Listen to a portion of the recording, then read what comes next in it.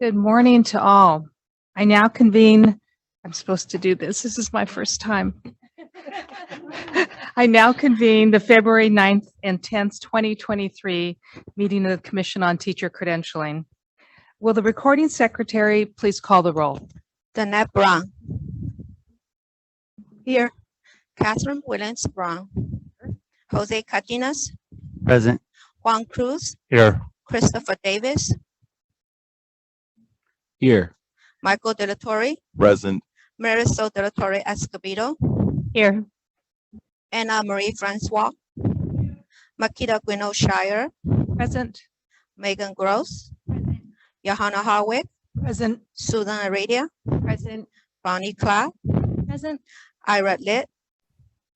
Present. Monica Martinez. Shireen Parbury. Present. David Simmons. Present. Tony Thurman. Here. Kimberly White Smith. Present. We have a quorum. Thank you. Commissioner Gross, will you please lead us in the Pledge of Allegiance?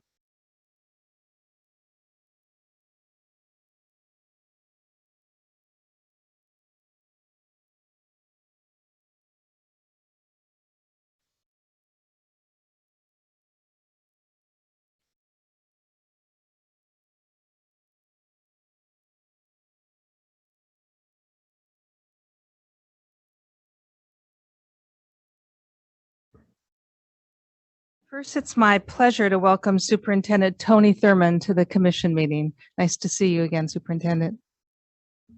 Good morning, Madam Chair and Commissioners. Thank you. And thank you all for the incredible work that you're doing.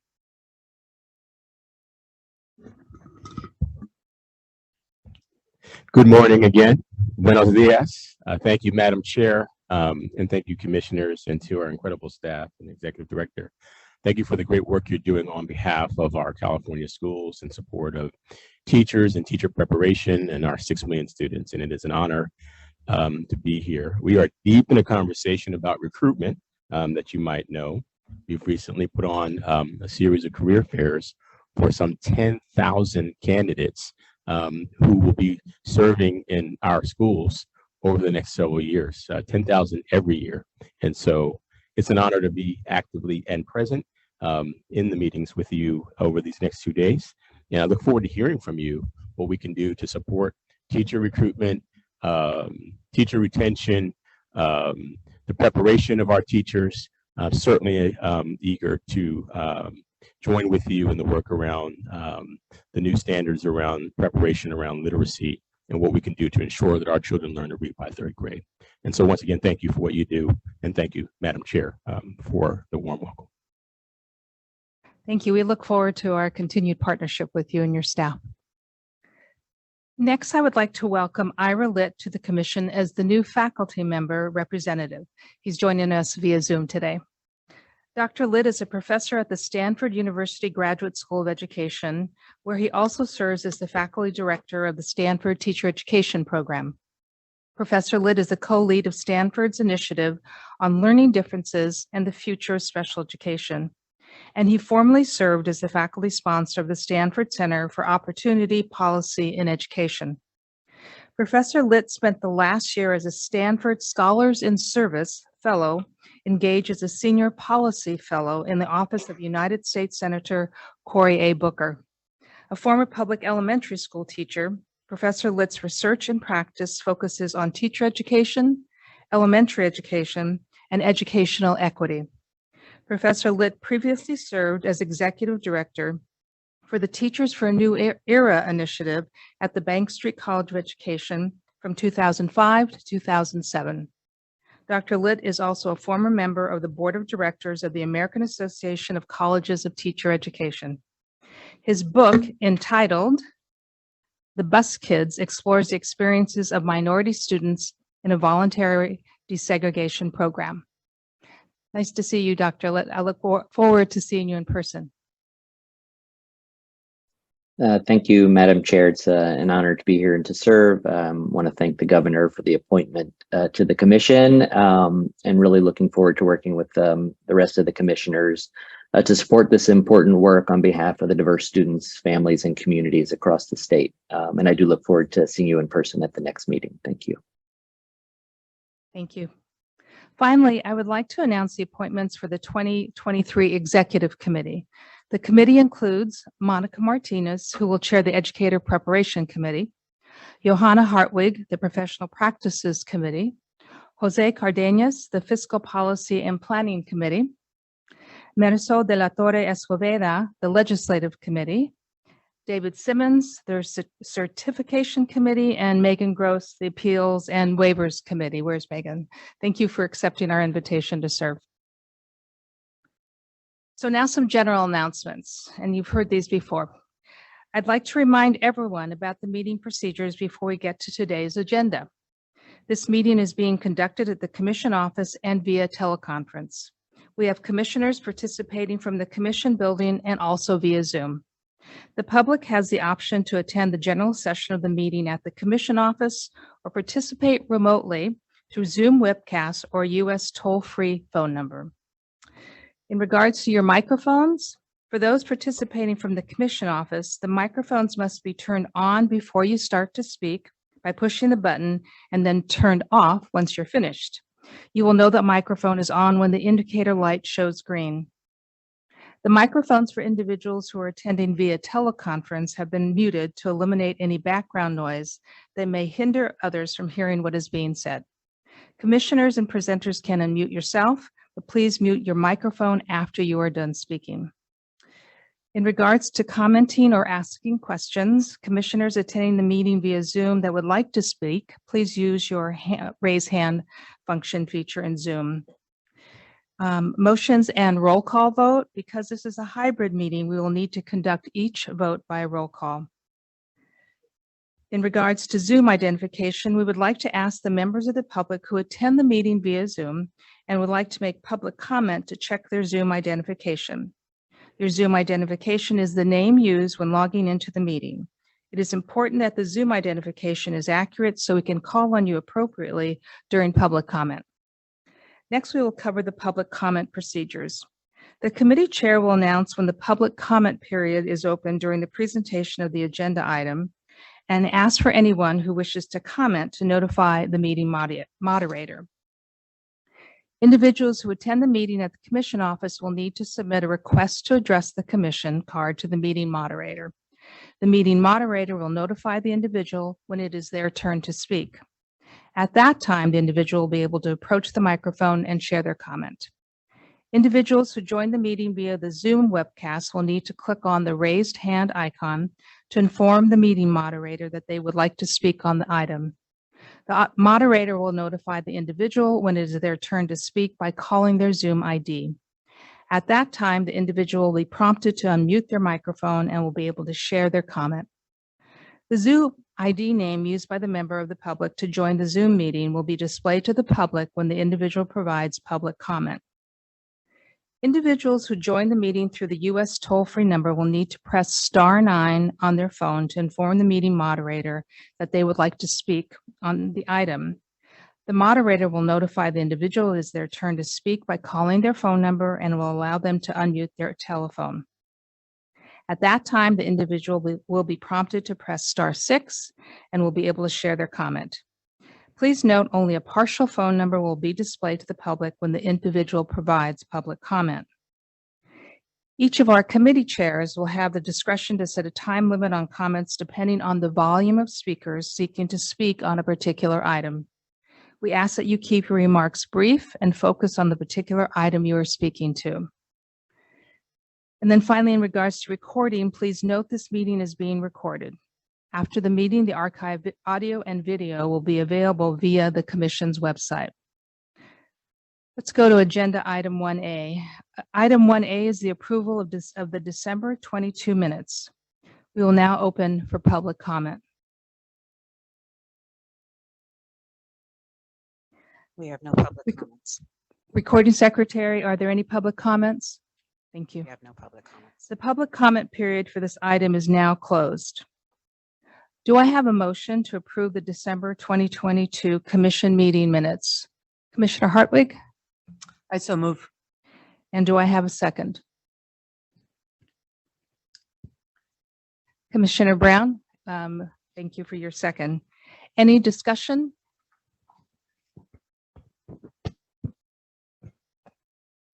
Will the recording secretary call for the vote? Aye. Jose Cardenas, Aye. Juan Cruz, Aye. Christopher Davis, Aye. Michael De La Torre, Aye. Marisol De La Torre Escobedo, Aye. Makita Quino Shire, Aye. Megan Gross, Aye. Johanna Harwick, Aye. Susan Aradia, Aye. Bonnie Clark, Aye. Ira Litt, Aye.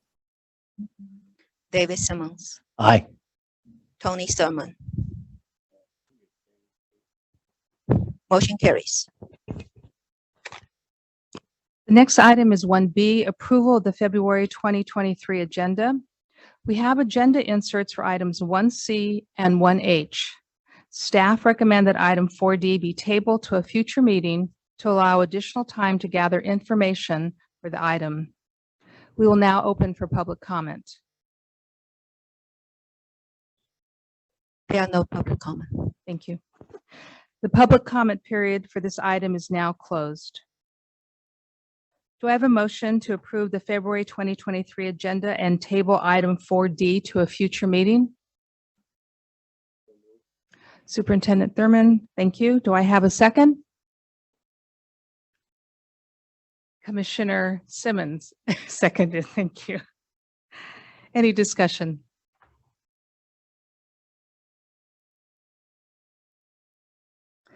Will the recording secretary call for the vote? Lynette Brown,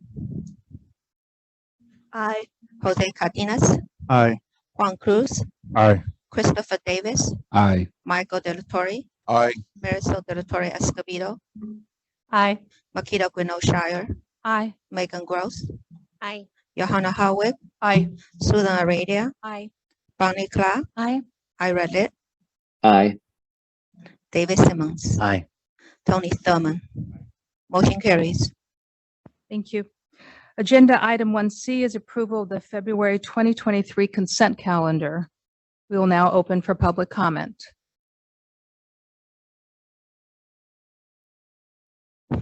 There are no public comment. Thank you.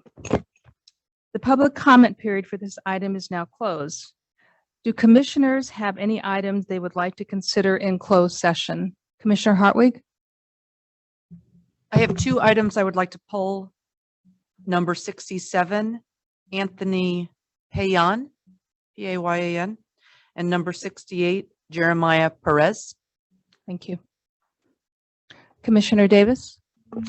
I'm not sure the item number, but I'd like to pull David Duncan and also recuse from the validation of service rendered portion of the consent calendar.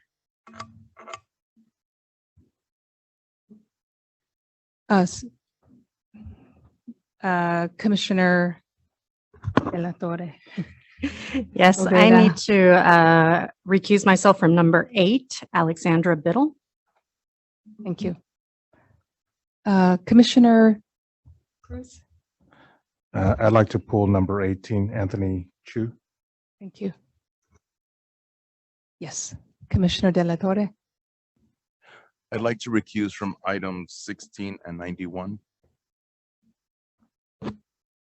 Yes, I'd like to pull item 73, Ronald Polk.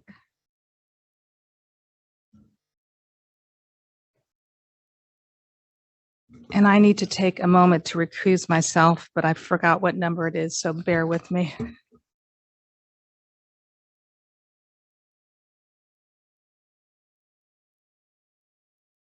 I need to recuse myself from item 19.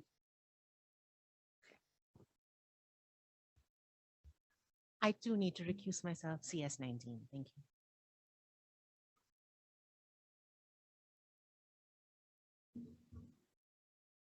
Madam Chair, I'd like to pull item number 11, Philip Brundage.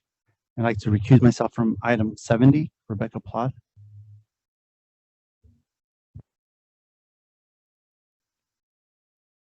Any other commissioners? Thank you. Do I have a motion to approve all remaining items on the consent calendar? Yes.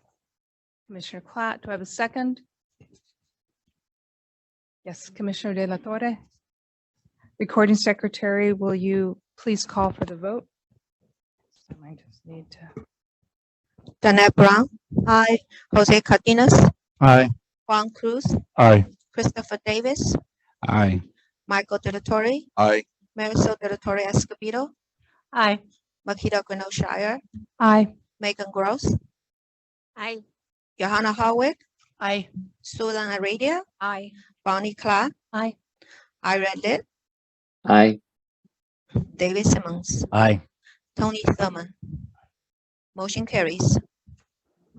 Thank you. So my script says this is my opportunity to say what I wish, so I will do so. Good morning and greetings to everyone.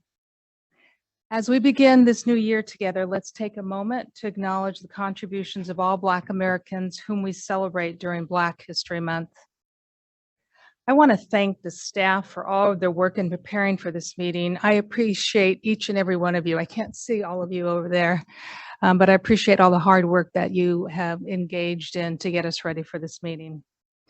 I am honored to be your chair. Since being elected last December, I've been learning about my new role on the commission and spending lots of time with Director Sandy, learning about the priorities and issues facing us in this coming year. I'm, of course, familiar with our work as a commission, as I have previously served, first as an ex officio member representing the California State University, and most recently as one of 2 public representatives appointed by Governor Newsom.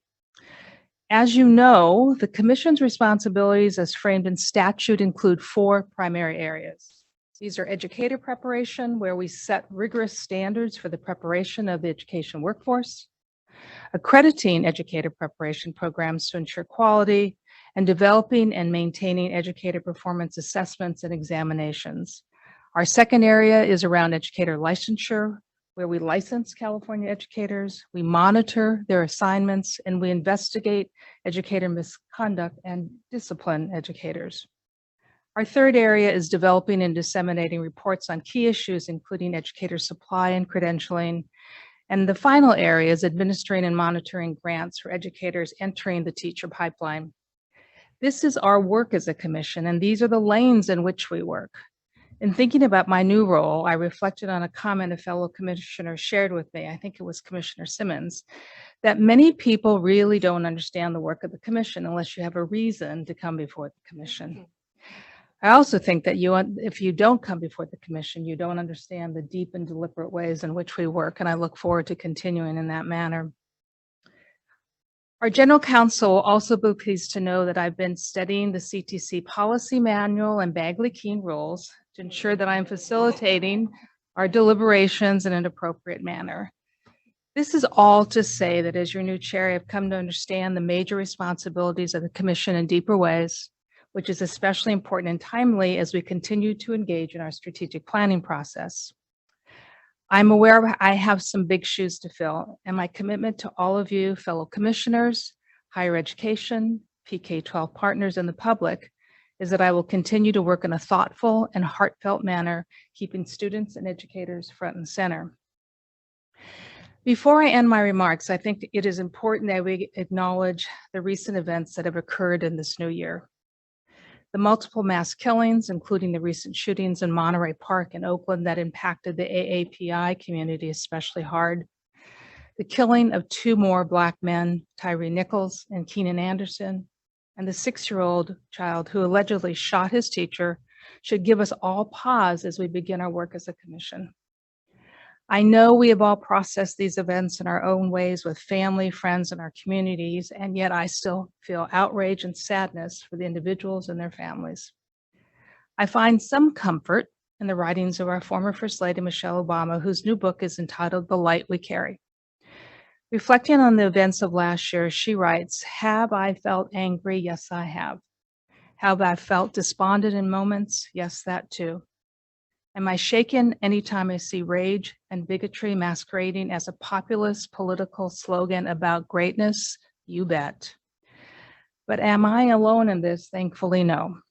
She continues, I hear almost every day from people near and far who are trying to find their way over these obstacles, who are measuring their energy, holding tight to their loved ones, and doing what they can to stay bold in this world. Several of us were in this room on Tuesday when our own Linda Darling Hammond also encouraged us to be bold in our work to address the chronic teacher shortage. And so as we look forward this work together, let's be bold together. Thank you. Now we'll hear from our Executive Director, Mary Sandy. Thank you, Madam Chair, and welcome to this seat. It's a pleasure to look forward to and to partner with you in this work and supporting the work of the Commission. Also, welcome Superintendent Thurmond. It's a great pleasure to have you here in your seat at the table. We very much appreciated your predecessor, Terry Jackson, and had a long, lingering goodbye with her last December, but it's a pleasure to have you here with us. And also to welcome Ira Litt into the new faculty seat. We have a full commission again. Now, I probably shouldn't say that because, you know, that may curse it, but it's a great thing because what this body does, and I so appreciate you capturing again what our lanes are, what our mandate is. There's so many things happening in our larger context that we also want to be involved in. It's important that we keep focused on what our opportunity is, right? And to be active outside that in our own professional and personal lives. But here at this table, we've got a very focused agenda, and I appreciate you reminding us of all of that again yesterday. Or this morning, having this diverse group of educators and practitioners and policy and public members at the table really gives us the right set of voices at the table to work on what we do and to take the bold action we need. So I'm grateful to all of you here. So your policy manual calls for the executive director to identify at the first meeting of the year what our priority milestones will be for the year. I want to say the foundation for these priorities is a huge amount of work in processing credentials. Anywhere from 275,000 to 300,000 credential documents get processed annually by the people who work across the hall. Accrediting 250 plus entities in our teacher preparation sector, including site visits this year and all of the other attendant work that we're involved in here. All of the discipline work we do to review cases and to put together your calendar for closed session. There's a significant workload here. And given that, here are some priority milestones that I expect us to hit this year. First, in the area of standards, we need to review and strengthen educator preparation standards to ensure attention to equity, diversity, and inclusion. It's a priority that you've been expressing in your strategic plan, and when we adopt that, that'll become more concrete, but at the moment, that is something that is before us to really look at our standards and make sure we've taken the right stand in that key lever around teacher preparation. Secondly, under standards, we expect to update the social science subject matter requirements to include and address ethnic studies as we get ready for that becoming a high school graduation requirement a few years out. The social science credential is our current credential that authorizes that. We need to update that set of standards to make sure that credential is adequate for that work. Third, in the area of standards, we expect to finalize updates to the California standards for the teaching profession this year and have those adopted for widespread circulation and use. In the area of performance assessment, we plan to finalize and launch the California Formative Teaching Performance Assessment for the Child Development Permit. That's been work we've been engaged in for the last 2 years, but making it ready for use in those programs is expected to occur this year. Secondly, continuing the work on the California Teaching Performance Assessment for our low incidence education specialist credential areas, and also for the onboarding of our PK3 credential. Finally, in the area of performance assessment, we will begin work on incorporating literacy into the performance assessments pursuant to Senate Bill 488. So the third big area of work that we expect to make progress in includes implementing the new literacy standards and teaching performance expectations and beginning the certification process for our educator preparation as called for in Senate Bill 488. Fourth, continuing the implementation of the new pre-K3 early childhood specialist credential, and then launching a review of the child development permit in the new context in which we have UPK rolling out statewide and a new credential in the master plan. We need to get back to our work on the child development permit and bring it up to speed in this context. Fifth, we expect to launch a new grant-funded statewide technical assistance center for residency programs. We have an RFA out in the field and proposals due in the coming weeks, and that will be a very exciting resource to make available to support the residency work that we're doing. All of our programs are engaging in one way or another through the grants that we administer. Sixth, we were funded this year to establish, we called it the Roadmap to Education Careers Initiative, but it's enabling us to employ and make available to the public career counselors and to significantly update the online resources available to learn about teaching and learn how, find your pathway into teaching. You know, in the interest of access, and, you know, in the past, in the interest and the context of shortages, having multiple ways in which people can earn a credential has been a very important part of our policy context. What the downside of that is it's complex. There are 9 different ways you can meet basic skills, right? And that's not going to be immediately apparent to somebody, how do I become a teacher? So having the support and being able to provide support for navigating these pathways into teaching is a key opportunity for us that we expect to have some milestones hit this year, and we'll be reporting back to you on that. Finally, we need to get back to and uptake a review of our subject matter requirements that are the basis for local educator preparation programs reviewing coursework as a pathway to meeting the subject matter requirement. We have some work to do to update and organize those SMRs, if you will, subject matter requirements, so that's a more useful tool in the field and to work with the field to make a common set of understandings available about how best to accomplish that. So those are 7 big areas that we expect to be back in front of you this year with updates on our progress, and those would be our key priority goals for the year. Thank you, Madam Chair. Thank you, Executive Director Sandy. Item 1F, do any commissioners have items to report? Yes, Commissioner Brown. And you're not surprised. Good morning, everyone. It's so good to see you and welcome. It's so nice to have you at the table with us, though we do miss Terry. One moment of personal privilege. Hello, Dr. Litt. I believe that Ira, you and I met each other at Bing Nursery School a long, long time ago.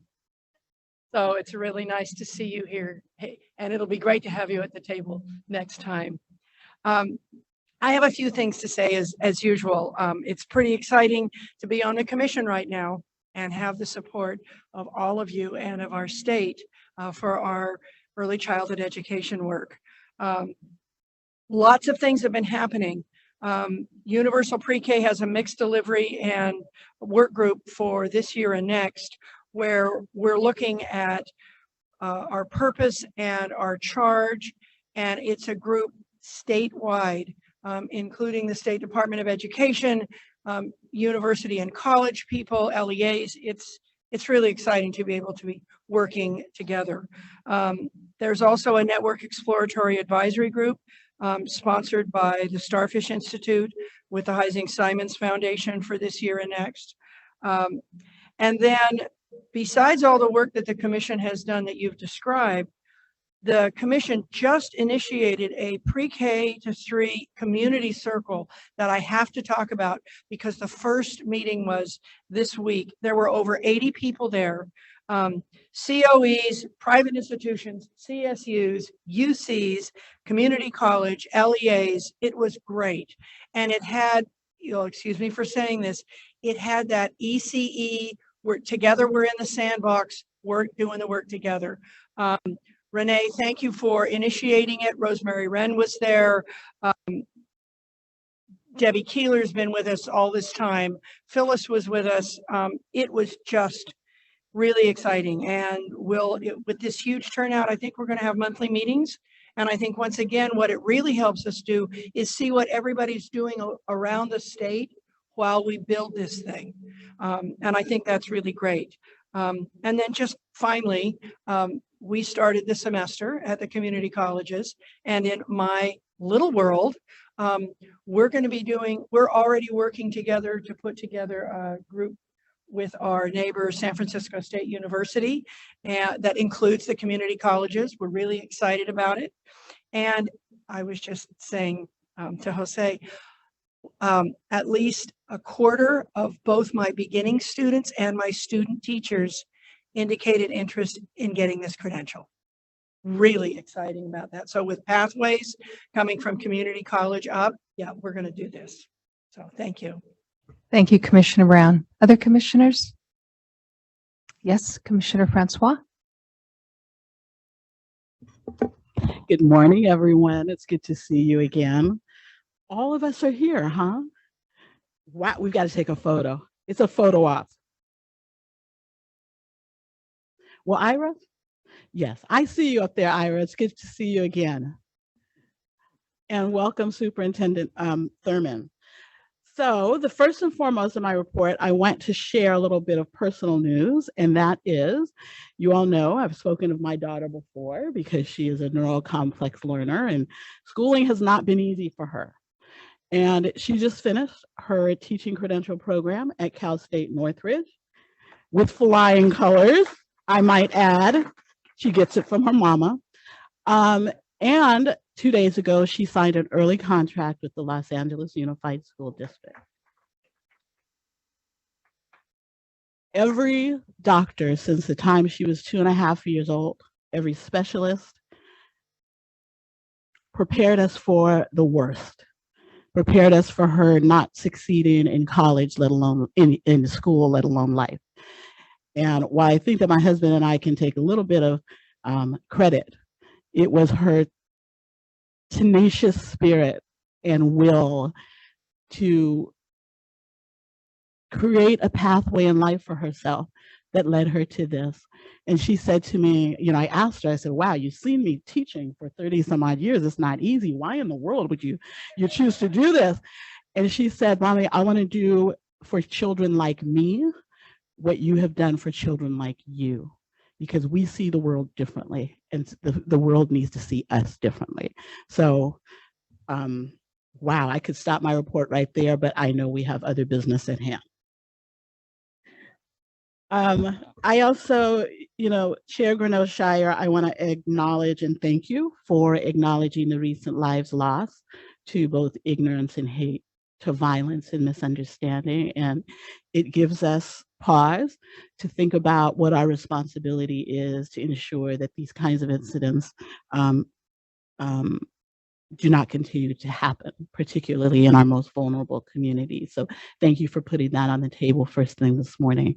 You did mention Black History Month, and I would not be a former social studies teacher if I did not say a little bit about Black History Month. And I'm reminded by our dean that Black History Month has roots as early as 1926, when Dr. Carter G. Woodson, a hero of mine, founder of the Association for the Study of African American Life and History, designated the second week of February as Negro History Week.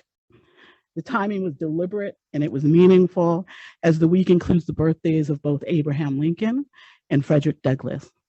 Years later, building on efforts that had long been underway in the Black community, activists in the 1960s called for extending Negro History Week to a month-long celebration. And finally, in 1976, President Gerald Ford officially acknowledged Black History Month. Since then, February has served as an important reminder to all of us that Black history is American history. And while the world would ask that we forget that, at this table we remember it in all of our actions, in all of our development of projects and programs. It's a valuable opportunity to acknowledge the vast and rich history, culture, and contributions of Black American.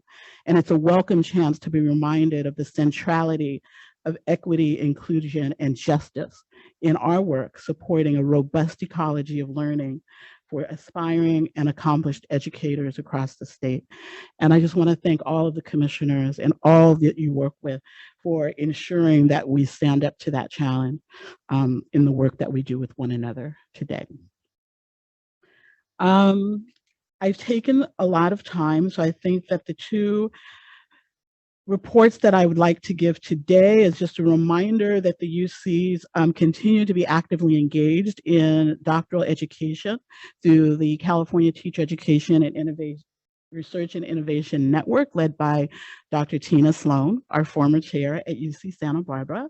The goal of that work is to fill the shortage of teacher education scholars so that the work we do here is put forth and engaged in higher ed at the intersection of research and practice with integrity and based on evidence. The other report that I want to give is an update on the UC Teacher Education Program Collaborative, which through funding from a CTC award is increasing the pipeline for UTK early education teacher preparation across the state through a statewide initiative. Right now, we are at the lead institutions are UC Berkeley, UC Merced, and UCLA. The idea is to have a core set of academic experiences and coursework that all UC candidates across the state will have in common, but then the application of that uniform coursework to be localized in each region. And at some point, because we will be successful, not if we are successful, but when we are successful, we hope to launch this initiative across every UC in the state of California. And that's it for now. Oh no, one more. I just want to remind everybody that the State Board of Education unanimously approved the appointment of UCLA Center for Community Schooling and the Alameda County Office of Education to serve as a lead transformative assistance center for the California Community Schools Partnership Program. And we're very excited that we're going to bring our commitment to equity, diversity, and inclusion into the community schools work alongside the 21st Century California School Leadership Program. Thank you very much. Thank you. Other commissioners? Commissioner White-Smith?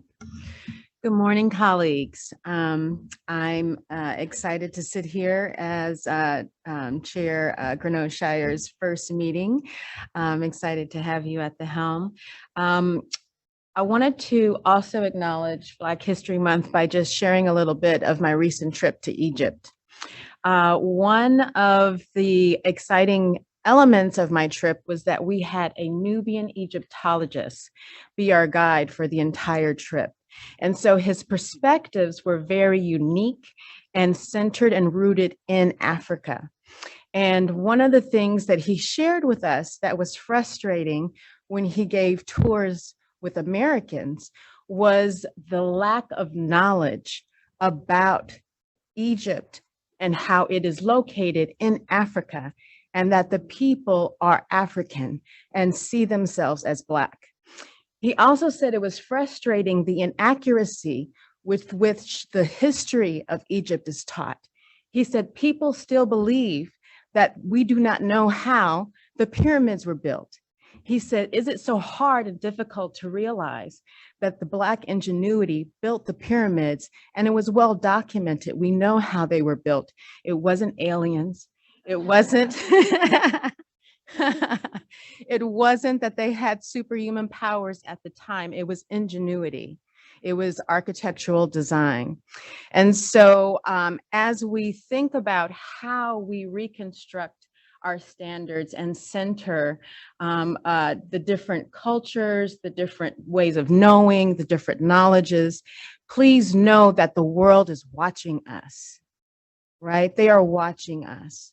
And so that's something that I wanted to share, just an external perspective of the work that we're doing and the importance of it as we continue to be not just a local leader, a regional leader, you know, a country leader, but you know, a global leader and create global citizens. With regards to this work, and in alignment with Black History Month, I'm really proud to announce that the University of San Diego is partnering with the San Diego Foundation in order to work on a particularly challenging issue that's happening in the region, but it's something that is happening statewide. We know that our African American students experience suspension and expulsion 3 times the rate of their white peers, and no other ethnic group experiences such disproportionality in exclusionary practices. And so the initiative that we have developed collaboratively with the community is called the Black Ingenious Initiative. It is rooted in understanding how to support better neurodivergent learners and the best practices that we know from neuroscience and neurobiology in order to create an ecosystem of support that includes mental health services, that includes after school, Saturday, and summer supports. And as rising 6th graders continue with us through 12th grade, once they reach the 12th grade level, they would get a scholarship that would complete their package if they decide to go to University of San Diego, but hopefully at that point we'd be fighting to keep them. So that is an initiative that we're hoping would spark more like it and grow throughout our region and throughout our state. Lastly, on Friday, unfortunately, I have to leave early because I'll be participating in a Black educators networking event at San Diego City Community College, where we'll be hosting students from all over the region at the community college level and hopefully encouraging them to become early childhood educators and teachers in PK through 12. So thank you all so much. Other commissioners? Yes, Commissioner Heredia. Thank you. So I want to thank Superintendent Thurman because I was honored enough to serve with him on a panel. I think it was 2 weeks ago, about 2 weeks ago, Pathways, he launched a campaign to get more people into teaching. There's a new hotline, there's a new email available for people who want to become part of that that experience. So I just wanted to say thank you because I was honored to be able to serve with everyone who was present there. So following that, I was able to, the consulate, the Mexican consulate of Sacramento hosted Steps to College at the consulate in Sacramento, and the consulate is in my school district.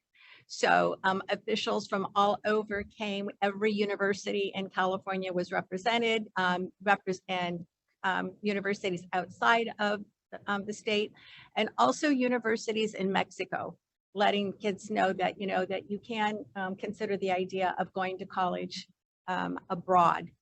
And one of the things I got to talk about with them was getting into college first, and what they had to do, but also considering teaching and bilingual teachers, because we need to expand the number of bilingual teachers in this state with our efforts to open dual immersion schools.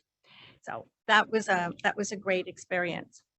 And then there was a meeting of school board members, which I'm obviously a school board member here, where we're looking at the proposed cuts and down the next 3 years. We were warned that these cuts were coming. We knew about one-time monies to education. So we're very cognizant of trying to, reserve our monies and keep them there and make sure that our programs that focus on assisting our classified employees into the field of education, that we work to protect them, that we try to expand our classrooms and our facilities to, account, well, we already have K-12, kindergarten all day, but also now we have the preschool and looking at our facilities and the money that are available. So are, we are really watching our pennies to make sure that what the commission implements, that we can implement at the school sites and districts. Thank you. Thank you. Yes, Commissioner Pabry. Thank you so much. Good morning, everyone, and congratulations. Looking forward to working with our new chair. And thank you so much, Superintendent Thurman, not just for being here, but for your strong focus on really bringing all of the resources from the Department of Ed to support teacher preparation and to address the teacher shortages. We're keen to work in close partnership with you and with the commission to really look at all the different on-ramps for our teacher candidates, working closely with our community college partners, with our school districts, working with classified staff, and addressing the whole issue of affordability, which is the pivotal key to diversifying our educator workforce, which is an incredible priority for us in the CSU, and I know with my colleagues across the state. I just wanted to make one quick announcement. I echo everything that has been said by our my colleagues prior. In the CSU, it's an exciting time. We have just launched our search for our new chancellor. There's listening sessions and public forums all of this week. There's portals for our stakeholders to provide input and feedback. We're hoping to bring in an excellent, amazing new chancellor, I'm sure we will, who will begin hopefully in July of this year. So please help us get the word out and please provide input as well. Thank you. Other commissioners, yes, Commissioner, wait, give me a moment. Tran. No. The student liaison. Did you? I'm sorry, not to call on you, but did you raise your hand? I thought I saw a hand. Would you like to make a comment? I can make a comment If you'd like, don't be put on the spot. Oh yeah, I'm happy to share. Okay. Good morning, everyone. Thank you again for having me. So again, I am the student liaison, Mers Tran. I use they, them pronouns. And I am in the Berkeley Teacher Education Program currently. And I am student teaching as a chemistry teacher in high school chemistry, currently at Berkeley High. Yeah, thank you again for having me. My favorite question to ask students when I'm in the classroom is, what's it like being you nowadays? I like asking that instead of like, how are you? Because it just really allows me to see a picture of what this student is going through. So I'm happy to answer this question for myself. Currently at the Berkeley Teacher Education Program, this program has shown time and again of what's it like going beyond what is required. And so some things that have been happening in my program is a comprehensive health class. So this class not only addresses what is required of us through Ed Code in terms of SHIA, but also addresses topics such as child, adolescent growth and development and trauma. It addresses embodiment and restorative justice. And I know that I was chosen to be a student liaison because of my essay on restorative justice. So I'm really happy to say that my program is addressing that to make sure that all teacher candidates in this program are understanding and literate of the power of restorative justice. And then also this comprehensive health class talks about teacher health and secondary trauma. And I think that's so important because oftentimes as teachers, we're taught to decenter ourselves in our wellness and our health. So understanding what we can do and what tools that we can develop to make sure that we are being well as we are supporting our students and their families and our communities is usually under-addressed. So it's such a treat to know that this program is centering our wellness in the long term. Another class that I've mentioned December's meeting is we have a class on institutional change and public education. So this class is probably the only class of its kind in any teacher preparation program. of making sure that teacher candidates are literate in policy. So making sure that we are able to understand what ed code is and driving change in our school districts, that we have the power to build policy in the school district level. So I'm very grateful to our lecturer and professor Sonal Patel, who works for the San Leandro Unified District, who has been so generous with her knowledge and her know-how around navigating us as teacher leaders, being able to facilitate policy change in our local communities. For example, something that we've done in this class is investigating a recent change effort at our local school sites. So something that I've done in fall semester was an action research project around addressing chronic absenteeism in my school, and particularly locally within my power of like in my classroom. How can I, as a teacher, support students as they return from being absent? What does that look like on a teacher level rather than a policy level? But this class really teaches us to connect out to our school admin. And I really appreciate that, because oftentimes teachers are siloed and aren't in communication with our staff and our admin. So I got to talk with the Dean of Attendance of Berkeley High. And Berkeley High is really interesting because a position like Dean of Attendance is not very common, but they decided that this position was important enough that there needed to be a whole position to handle all the caseloads around absenteeism in a school of 3,200 students. And I learned that this position was advocated for from the principal at the time to improve attendance, since the average daily attendance was around like 91%. And so creating this position after its first year of implementation generated $250,000 just from improving student attendance within its first year. So really thinking out of the box of what solutions schools can do to be able to address the root cause of this issue is an important lesson. And I think being able to understand this as a teacher is really important, so that I can be aware of it with any school that I'm placed at.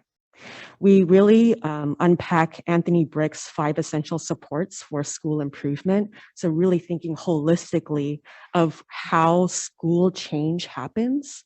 And these 5 essential supports are leadership, driving change. So I think about how the principal had to advocate for this position. Strong parent community school ties. So really building that connection between the school and the families. And that's definitely something that the Dean of Attendance does. Building professional capacity. So thankfully, again, teacher candidates like me being in connection with the school admin staff. And then a coherent instructional guidance system and a student-centered learning climate. So that I see that in my role as a teacher, being able to build an environment where students want to come to school. That is like a huge part of addressing student absenteeism, making sure that students feel safe and want to go to school, are excited to go to school, like are having meaningful experiences in school, and making sure that I am centering students in their learning experience. So I'm very, very grateful for my program and being able to show me so many things I wouldn't have learned if I was going through an alternate path. I'm really grateful for the Berkeley Teacher Education Program for being really rigorous and critical. As this semester, other exciting things that are happening this semester is the EdTPA for me. I'm planning on teaching my learning segment already by the end of this month. So I'm definitely preparing and ramping up for that. Hopefully that goes well. And then also in this semester, since I'm graduating already in May, I know it's so wild. It's such a rigorous but short program. I I started this program in June and I'm already graduating in May. So on top of the EdTPA, on top of my classwork, on top of teaching in my class, I'm also writing a master's paper. I've been thinking about what topic I wanted to do for my master's paper. I initially thought of doing my paper on embodied cognitive theory because my curriculum development in fall semester was on integrating dance and chemistry. So I thought of maybe focusing my paper on how to use gestures as a way of embodied chemistry learning. But I think it might be a little bit difficult to implement that in such a short time since I am graduating in May. I wish I had a whole year to develop that. So I think instead something that is more feasible, but just as exciting is really simple. How do I inspire curiosity in students about the subject and about each other? And I think it's curiosity is something that's like very valuable to me. I think it's the essence of scientific inquiry, but it's also the essence of human compassion. And I think that's like so important to address. And it's something that I really want to inspire in students. So I'm thinking about that a lot. And I'll give you updates in April's meeting of how that's going. One last thing, I want to share a student teacher perspective. I want to share the story and uplift the story of my colleague, Anna Shim. Students say that Anna Shim is a good math teacher. She's just good at what she does. She makes the content easier to understand. She explains things in ways that really click with students. She's compassionate and generous with her effort and time towards her students. She's often in lunch, tutoring students during lunch. It's been an honor to work with Anna on our action research project. She was in my team addressing student absenteeism in our classes. And her work ethic is just absolutely phenomenal. If we had just one more Anna Shim, we would solve world peace. She's absolutely phenomenal. She is in the Berkeley Teacher Education Program with me, but she was previously with CalTeach. And she actually finished her EdTPA in the fall semester. So she took the EdTPA while she was in CalTeach, but she did not pass. And she decided she was kind of really befuddled with the scores. So she decided to have CalTeach submit for a regrade. And then the grades they just confirmed that the grades were correct and that she did not pass. So she paid $300 out of pocket. But CalTeach was able to cover for the regrade that would have cost $400. But if not for CalTeach, she would be paying close to $1,000 to get this credential. And so I say this because it's not that the EdTPA I think it's good that the EdTPA is rigorous because we want to make sure that there is quality teachers and that the process is rigorous to demand things like literacy and mathematical thinking and being culturally relevant. These are all really important things. But even $300 could be the reason why an amazing teacher isn't in this profession. We're not paid enough, even after all of this effort of being credentialed. And the most direct and obvious barrier to the teaching profession is a financial barrier. And I know I'm preaching to the choir about this. I know that so many of us understand that this is real. And I appreciate Madam Chair Grenault-Shire and Madam Executive Director Sandy of what you said earlier this morning. Displays how serious this commission is on addressing that problem. But what is causing this teacher shortage?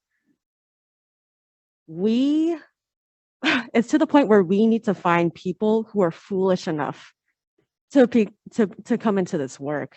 And that's what the conditions are right now.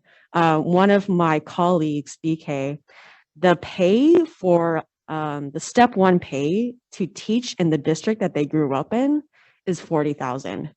It's like, these are the conditions that we're living in. It's just not enough pay for teachers to make the effort to become a teacher. And I do believe that someone like me is average, but they're just less of a fool than me to get into this work.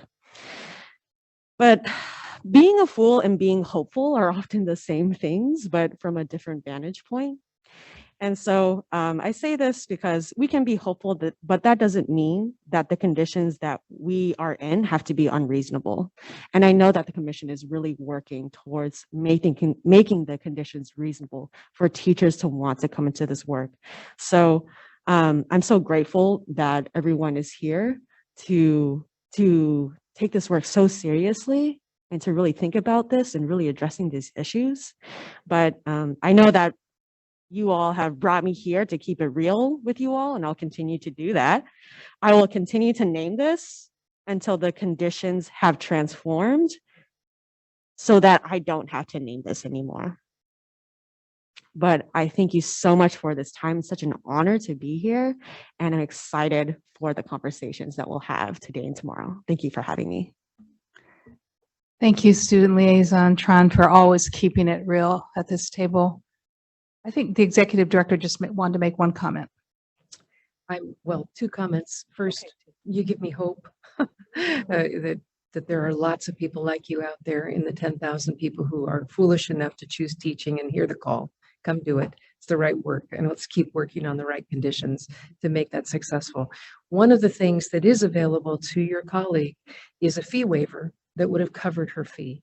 So if you need some help with that, or if you'd like more information, I believe Amy Rising over here can help you get connected with that if there's an issue. But this whole year, and next year, we have funding to cover all testing fees, all performance assessment fees for all candidates. That was in the 2022 budget. Other commissioners, Commissioner Davis, and then Commissioner Thurman. I saw him first, sorry. Well, it's okay. Good morning, everybody, and happy Black Excellence Month to everyone. I wanted to say welcome to Superintendent Thurman, and I'm going to say it's been forever since I've seen you since your campaign, but that's okay. We'll have to keep in better touch since you are filling the big shoes of Terry Jackson this time. And I'm going to tell you that you are going to become my soul food buddy, because I'm going to have to invite you out, because that's what Terry Jackson and I used to do after meetings. So big shoes to fill. Hopefully you're a good dinner conversationalist too. So and I would be remiss if I did not say thank you to my former professor for standing up right here and becoming our chair.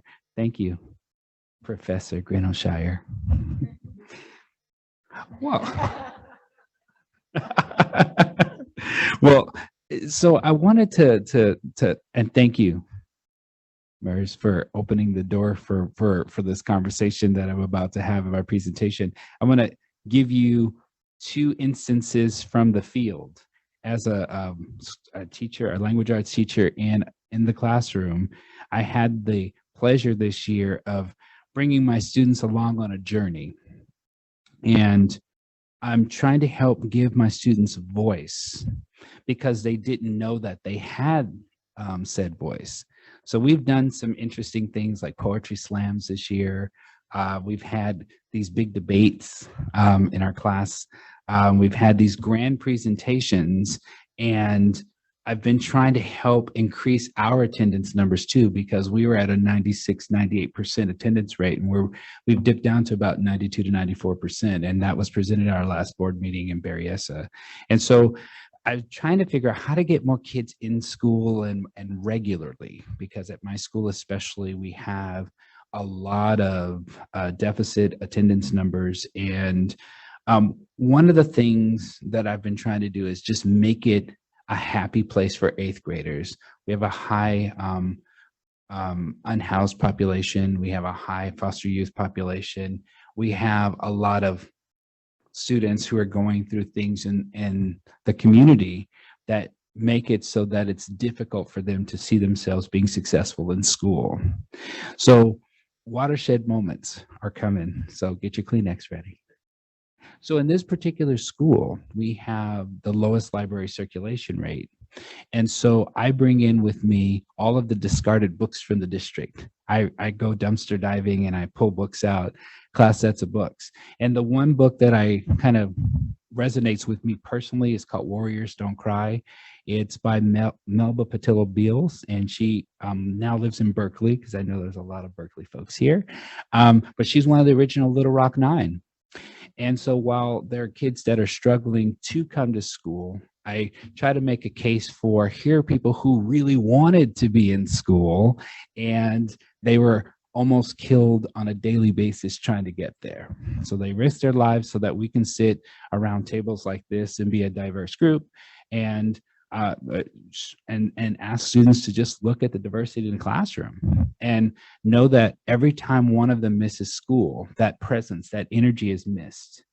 And it doesn't matter what the kids present with during the day. There's always kind words and a box of mints. I'll tell you about that sometime, where kids can just sit down and have one of those if they need to just take a moment. So with that book, I had 140 copies of that this year. We started the first chapter, and we had even the toughest of characters just kind of sitting there like, you know, and they had this visceral reaction to it. And so 20 of my books disappeared the first day. And so here we are a week and a half in, and 60 of my books have disappeared. Now, while the office might, you know, phrase that as, you know, those theft, I go, no, they've permanently borrowed those books, and that's okay, because on the back of those books, they all were marked obsolete.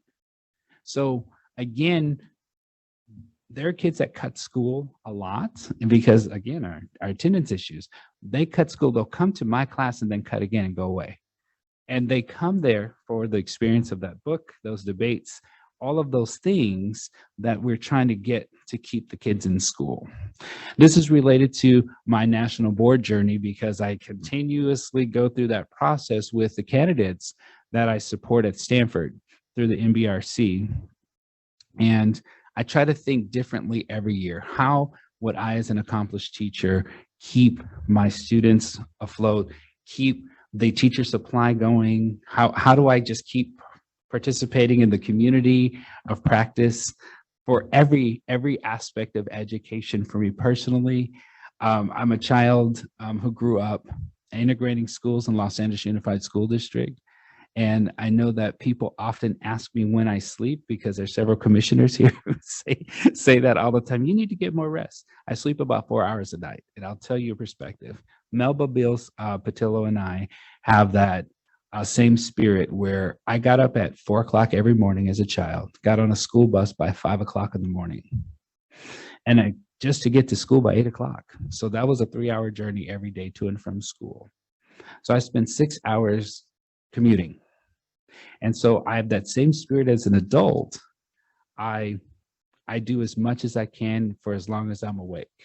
And so last night, preparing for this meeting, I was up till 1 a.m., got up at 4. That's just what I do.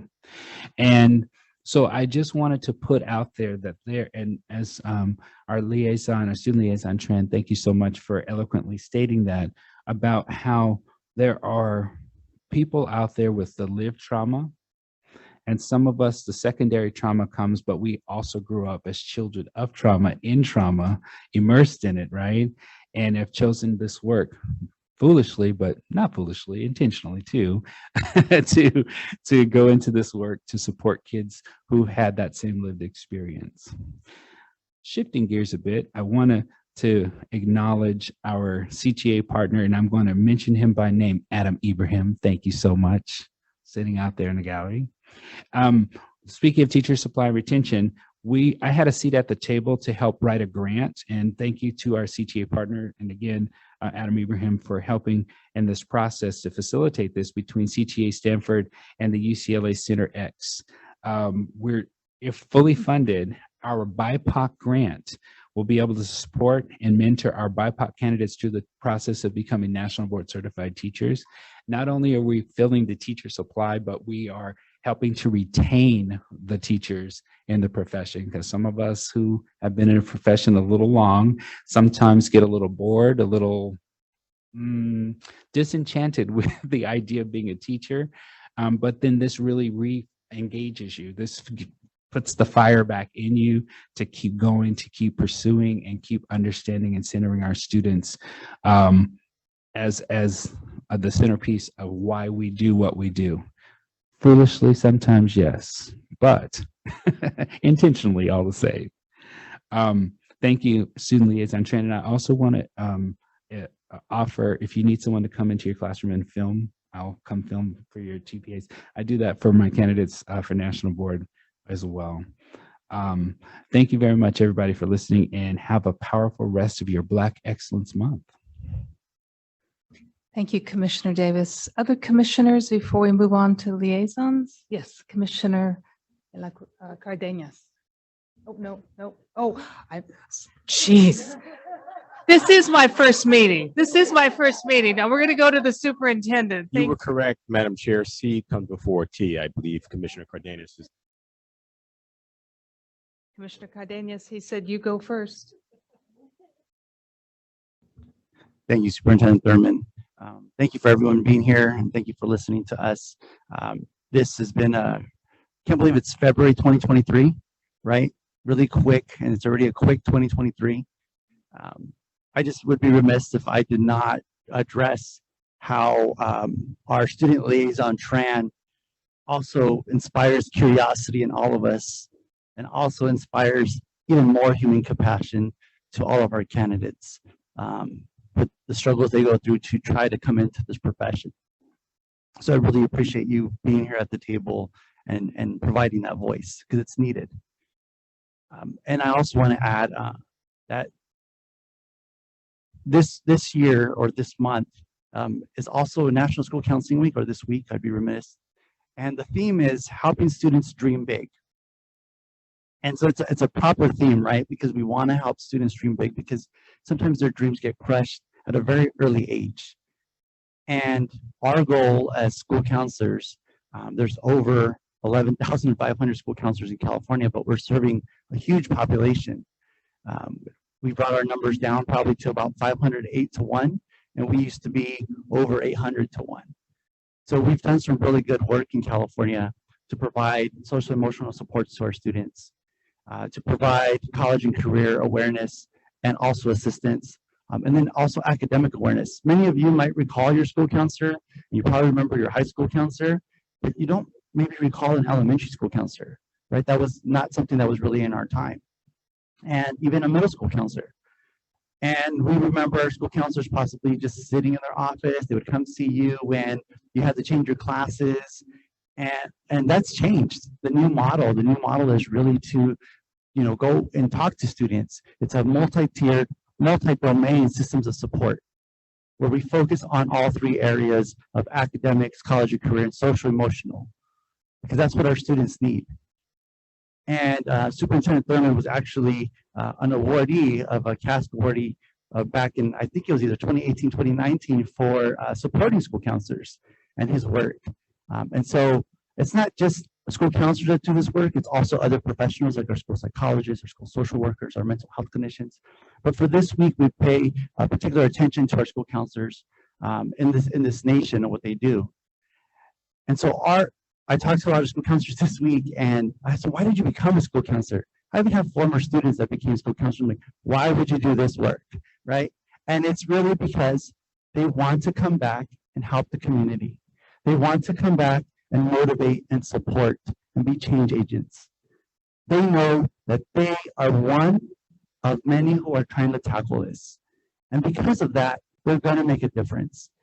I'm so excited for Student Liaison Tran, for all of our candidates to come be our bosses, to take over our jobs, and to be able to move our education forward.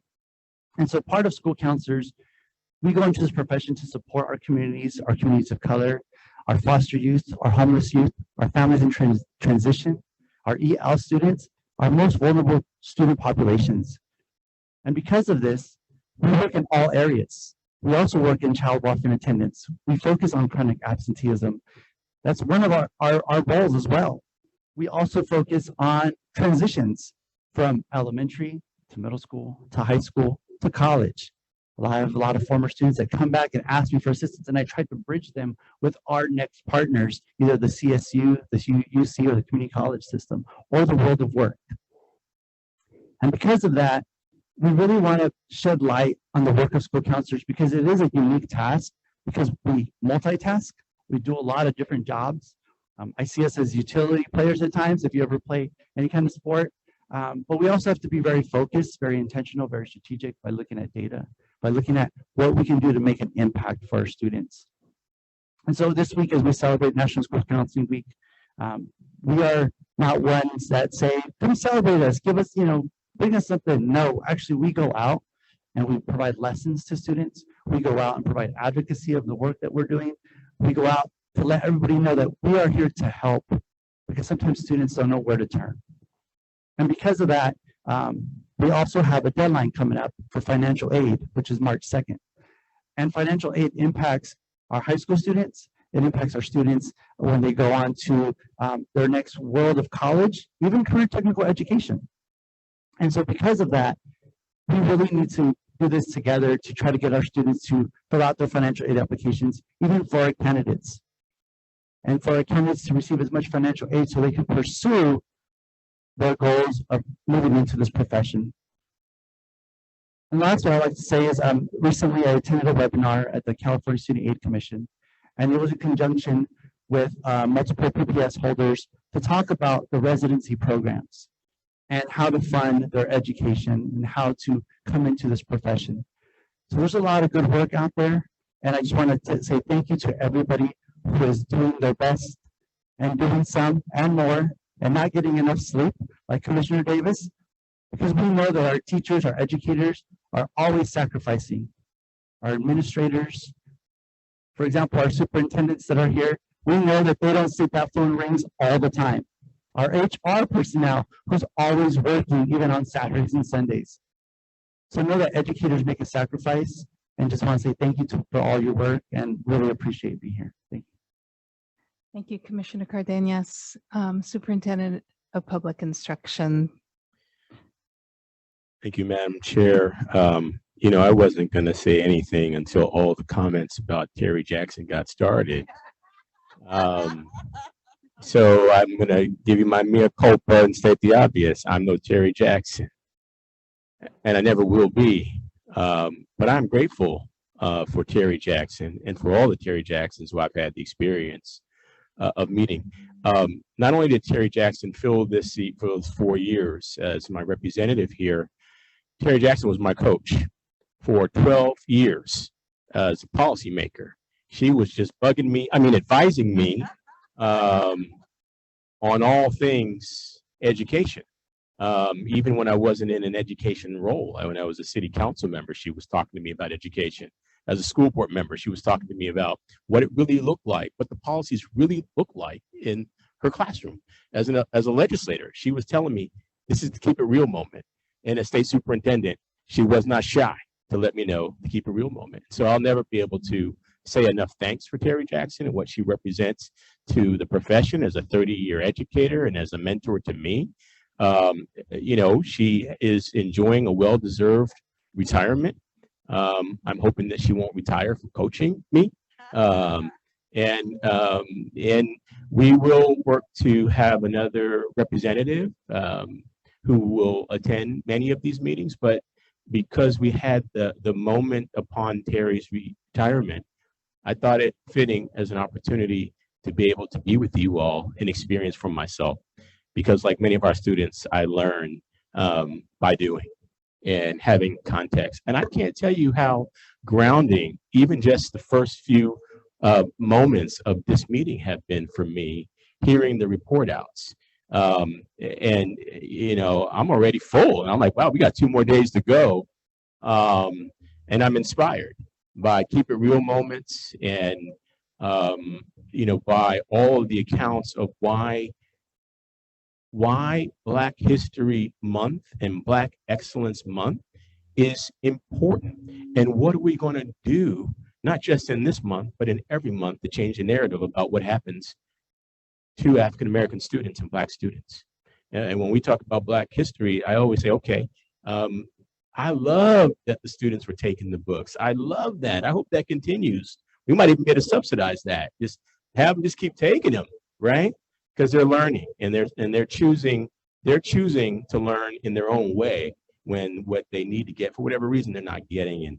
And so I love that. And so I've been inspired by even just these report outs. You know, thank you for the reminder, Dr. Cardenas, about you know, the need for more counselors. And I know that you advocate this, that California is offering a $20,000 grant for anyone who wants to become a teacher. And now there's eligibility for anyone who wants to become a mental health clinician in our schools and commit. And that's new eligibility as of last year for the Golden State Teacher Grant. And so that's an incredible opportunity. Dr. Francois, thank you for that inspiring story about the child of an educator becoming an educator. And many times we have to overcome humble beginnings. And I appreciated, you know, all this puts stuff in context for me. You know, Dr. Davis might not remember, but I was a student at a school that no longer exists called Berryessa Elementary School. And I think a movie theater sits there now, but I remember. While it is not the teachers who are the fools, it is the policymakers who cannot see fit that this is a great and noble profession that is worthy of more than just lip service, but real pay and real respect, right? As a legislator, they said, you show your value by what you put in your budget. And so let's not give lip service to educators and to our children when we say that they're our future. And so I think that the fools are the policymakers, not those who still, in spite of foolish policy, still choose this great and noble profession. And I'm hopeful that many will continue to choose this great and noble profession. Because for me, as someone who had to overcome, I won't even get into all the things that we had to overcome. But without teachers who said, no, you can, Tony, and you will, who raised the bar high, even when I was dealing with bereavement, loss of parents, you know, public assistance and free lunch programs and government cheese. I won't tell you, I won't get into all of it, but, you know, education is what neutralized poverty in my family and created opportunities. And it was teachers who said, despite your difficult beginnings, you can and you will achieve. It was teachers like Ms. Harold who took me as a 9th grade student who thought I can't do the math. And she said, oh, it adds up and I'm going to show you and help you. And she did. And so this is a noble profession and we have work to do to create more Terry Jacksons and you know, Merge Tran, when you're ready, we got a whole bunch of districts ready to recruit you. And I appreciate the real talk moment about removing barriers around fees. And, you know, I'm grateful for the remarks that we heard from so many of our commissioners. Dr. White-Smith, thank you for what you shared about how do we break through notions of bias and what we understand about the contributions of our ancestors. And our executive director talked about where we're going with ethnic studies. And so that means that we have to allow students to understand the contributions of the African people and the African diaspora, which is broad and wide, and the contributions in that it's everyone's history. You know, one of my favorite things to share is the research that shows when you provide ethnic studies for students, not only are you helping students from those 4 groups that ethnic studies is about, you're actually promoting academic achievement for all students, that we all benefit.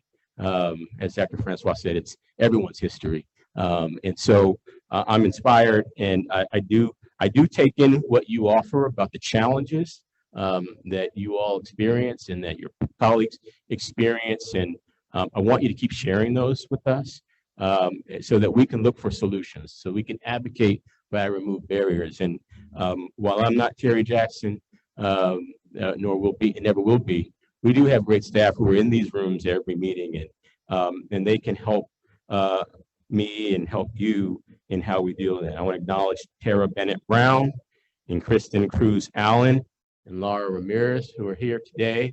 And they're here every meeting, not just when I'm showing up, they're here at all the meetings, that we can work with you to remove barriers. I'll tell you the truth, we don't have a single person at our agency whose job title is recruiter. But I've asked everyone at the Department of Education to make recruitment part of our responsibility.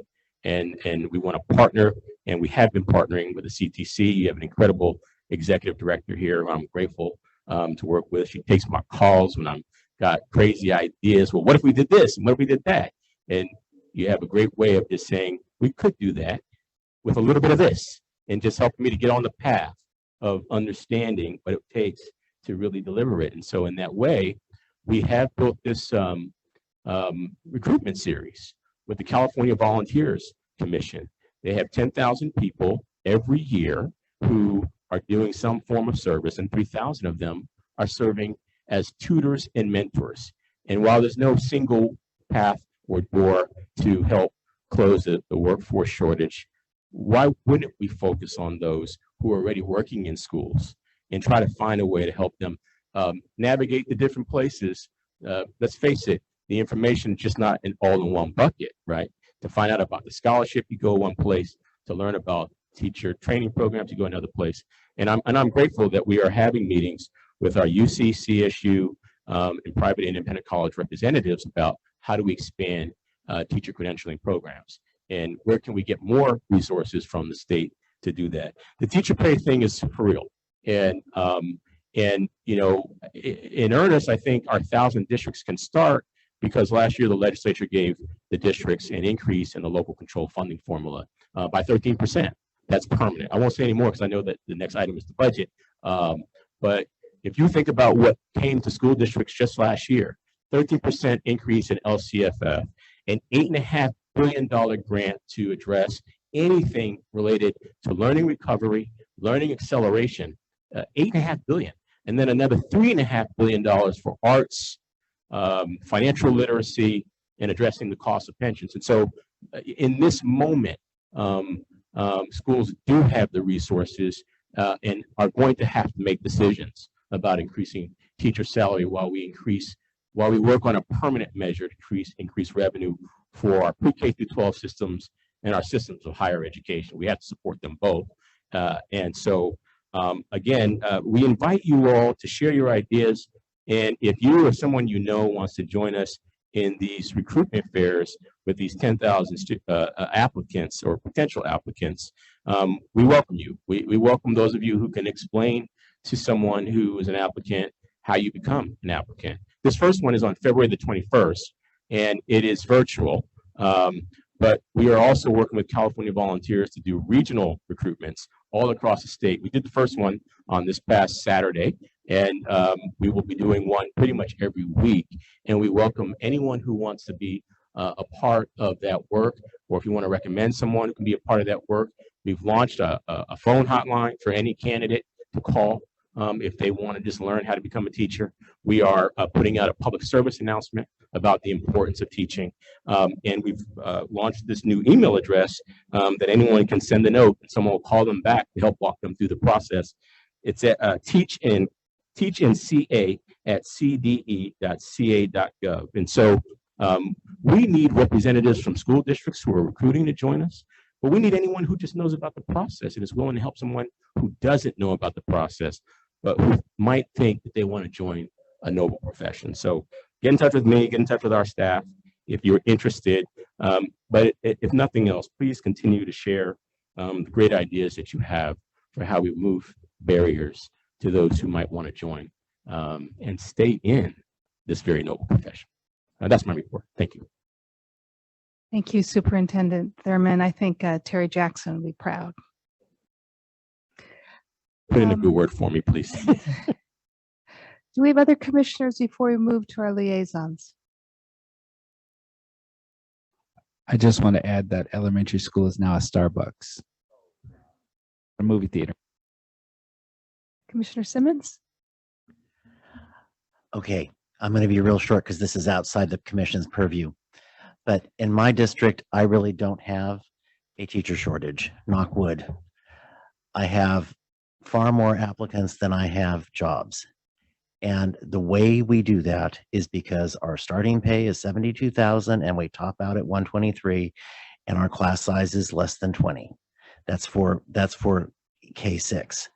So I think that we know what we need to do to attract teachers, and it has to do with pay and working conditions. But that's that's really not the commission's job. But thank you for making it real, that in fact it is possible in school districts. Other commissioners before we move to our liaisons?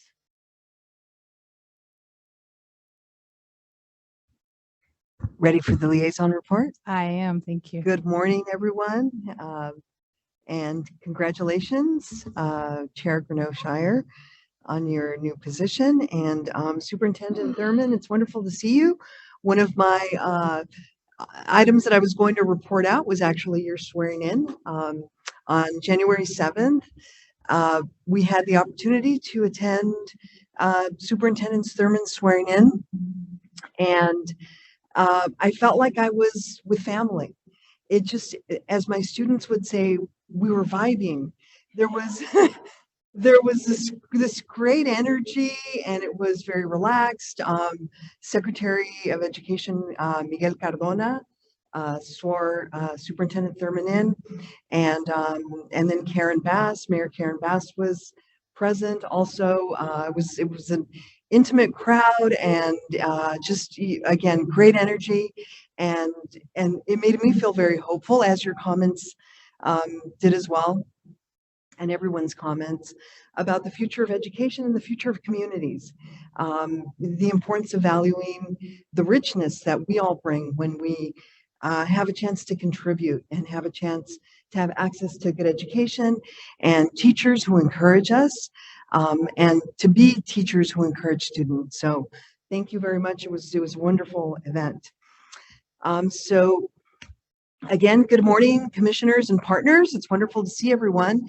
And what an amazing start to the morning with such valuable and rich comments that leave me also curious and definitely thought-provoking. So I just have a few State Board related updates to share. The State Board expects to approve the second and final round of community school planning grants at its March meeting.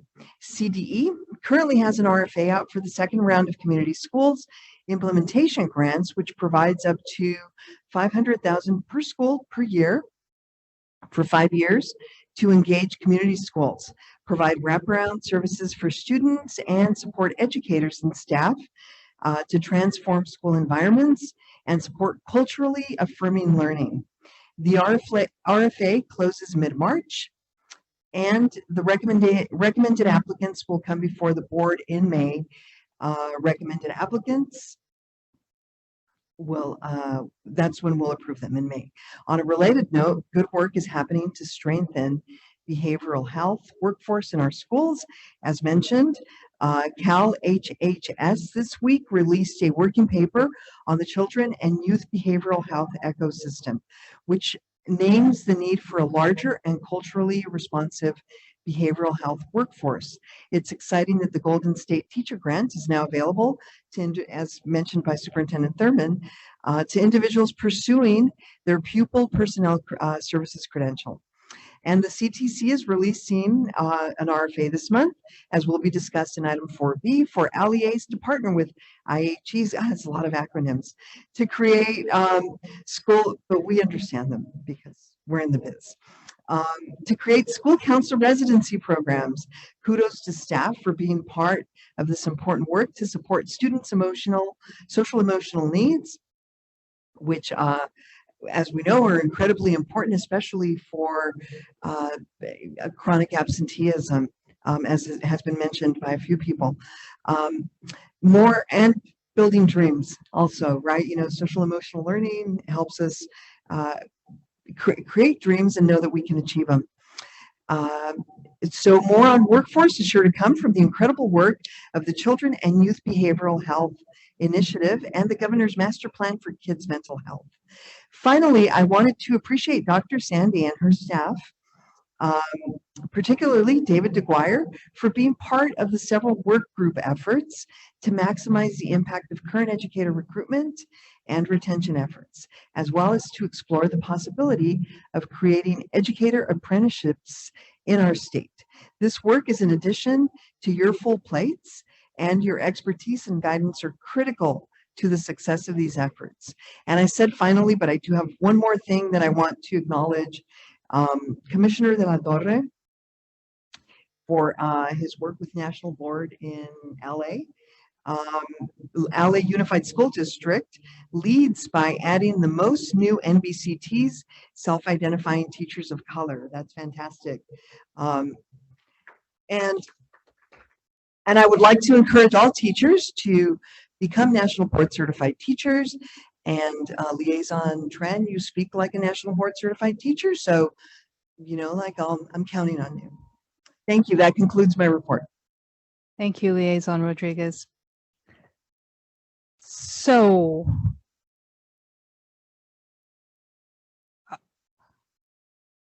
would you like to speak again, Commissioner Davis? Liaison report. And would you like me to give my 2 cents about the Committee on Accreditation? Yes, of course. Thank you. I attend those. I know you're new, but it's okay. You're gonna remember.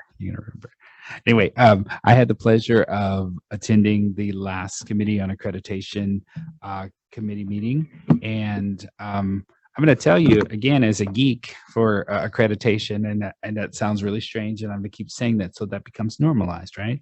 That it's always amazing to see the process that our preparation partners and institutions of higher learning go through to prepare the staff that goes into our LEA. So I'm going to give you a brief rundown of what happened at the meeting. Chaired by Marty Martinez and Bob Frelly, they approved the agenda minutes, and they had consent items this time. They don't normally have those, but unanimously. Commission staff Robledo reported on capacity grants and the grantees. Staff member Hickey talked about reg packages on the PK to 3 credential, and staff member DeGear presented about the social studies plan for ethnic studies, and that a future commission meeting we will be hearing that report. There were some initial approvals for accreditation: Fresno Pacific University, Academy of Art University, San Francisco State University Professional School Nursing Program. To note, the SFSU has 16 ed prep programs already. There were no new programs requesting reactivation or withdrawals at this time. Program closures include the Mills College program and Tustin Unified School District Teacher Induction Program, but the Mills College program is applying to become a provider under a different name because they were acquired by a different institution. San Diego State will be adding a single subject theater program, which sounds exciting. And all approved in this section were voted upon unanimously. The commission has revised Chapter 3 of the Accreditation Handbook, and that was also voted upon unanimously. There's a 6-month progress report concerning stipulations from the Imperial County Office of Education, and that was voted upon unanimously after a positive and robust conversation. I think this took the longest of the meeting to deliberate on. CSU Bakersfield made an in-person visit and was granted full accreditation, and again, that was voted upon unanimously. Let's see. Westside Union School District was voted upon unanimously as well, and they were granted accreditation. 6-month follow-up report for Point Loma. Nazarene University was presented and was accepted unanimously. All standards are now met in that university and will be voted upon at a future meeting.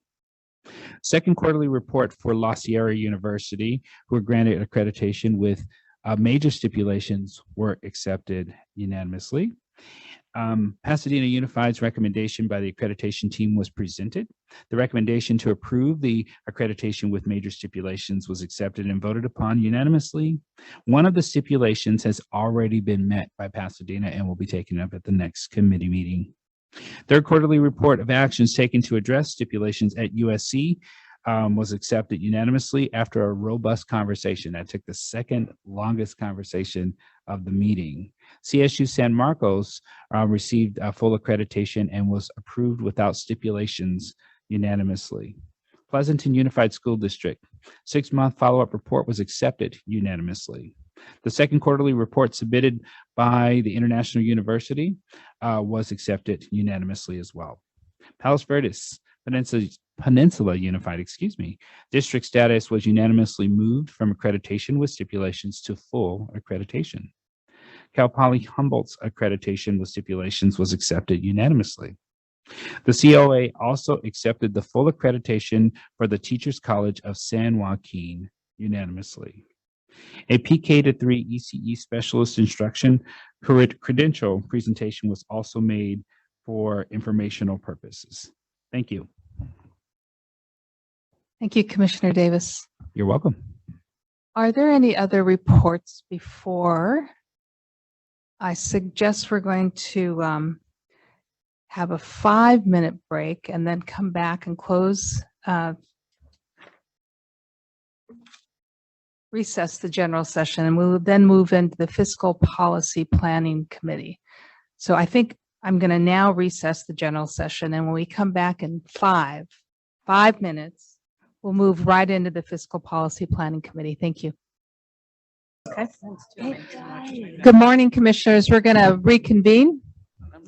I don't know if we have a quorum around the table. We do. Okay. Before I turn it over to Commissioner Cardenas, our goal is to try to get to lunch around 12:30, just so you have that time frame. How's that? All right. Commissioner Cardenas, will you please convene the Fiscal Policy Planning Committee?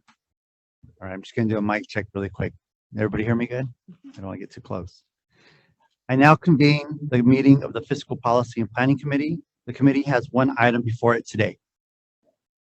Item 2A is update on the governor's proposal 2023-2024 budget. It is an information item. Sarah Saley will present this item. Ms. Saley, will you please begin?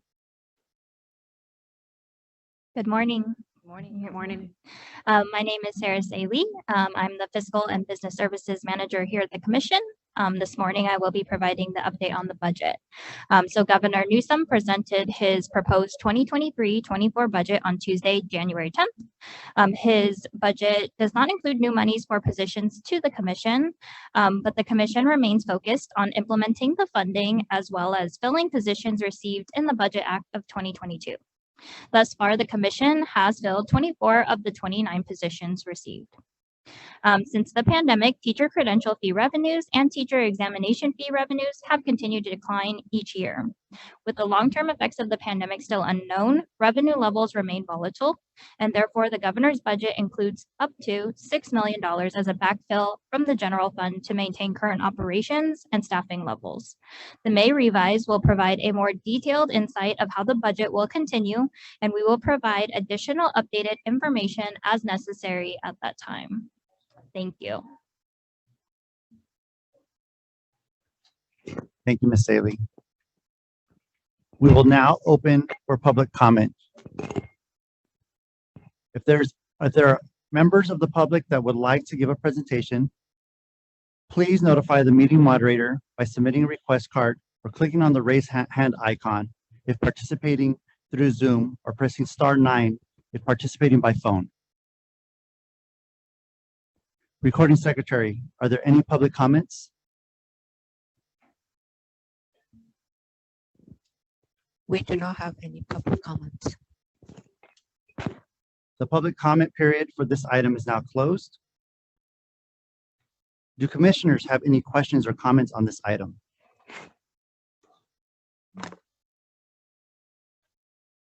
Checking Zoom.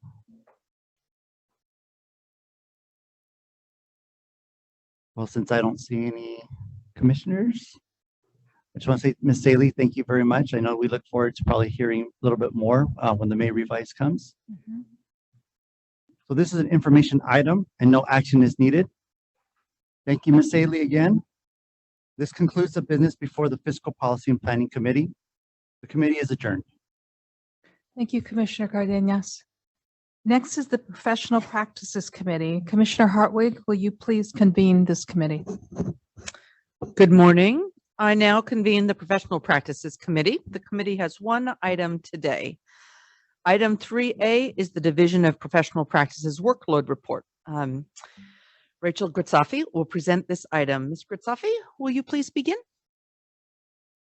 Thank you. Good morning, Commissioners. To increase its oversight of the work of the Division of Professional Practices, in 2011, the Commission on Teacher Credentialing directed staff to present information about DPP's workload as part of the Commission's agenda. The Commission's dashboard reports on 6 key measurements in line graph form, showing both current year numbers as well as prior year numbers for comparison purposes. The total cases are the number of open cases within the division, including cases in the intake unit, before the Committee of Credentials, pending before the Commission, and pending administrative hearing. At the end of December, the caseload was 2,898, which is just above the normal range of 2,600 to 2,800 cases. The trends in this data reflect this is not uncommon to rise above the normal range. This often occurs during phases of exceptional application submissions and does not cause concern for DPP. Cases opened or new cases opened during the month from all sources, including criminal arrest notices, district reports, affidavits, and educators who self-report misconduct. In December, staff opened 538 cases, which is just above the normal range of 400 to 500 cases open that month. The initial review and formal review charts reflect the number of cases reviewed by the committee at its normal 3-day meeting in December. The 2-step process is required by statute, and as expected, the initial review cases have increased to at least 90 or more cases per month as the reports of misconduct received return to normal levels. Cases closed is the number of matters closed by the commission action, committee action, or closed by staff where the commission is given formal delegation of authority. For example, are single offense alcohol offenses that do not involve schools, minors, or publicity. In December, 362 cases were closed, which dropped just below the normal range of 400 to 500 cases per month. This is due to the timing of the commission cases from December, which will be completed after its February meeting.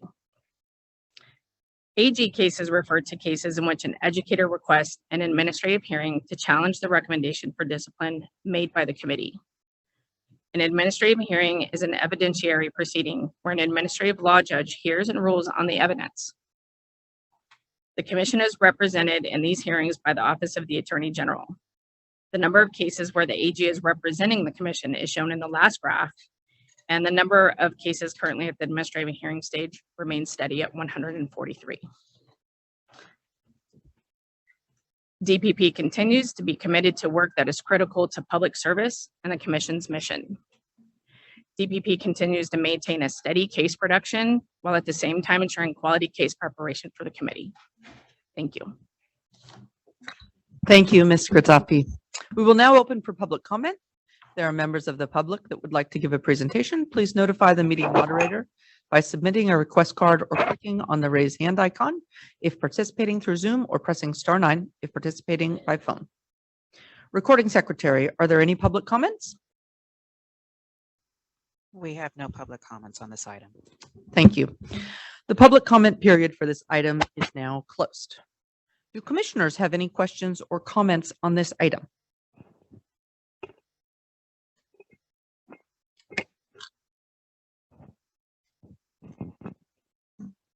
Okay, I see no questions or comments, so I will move to my own questions and comments.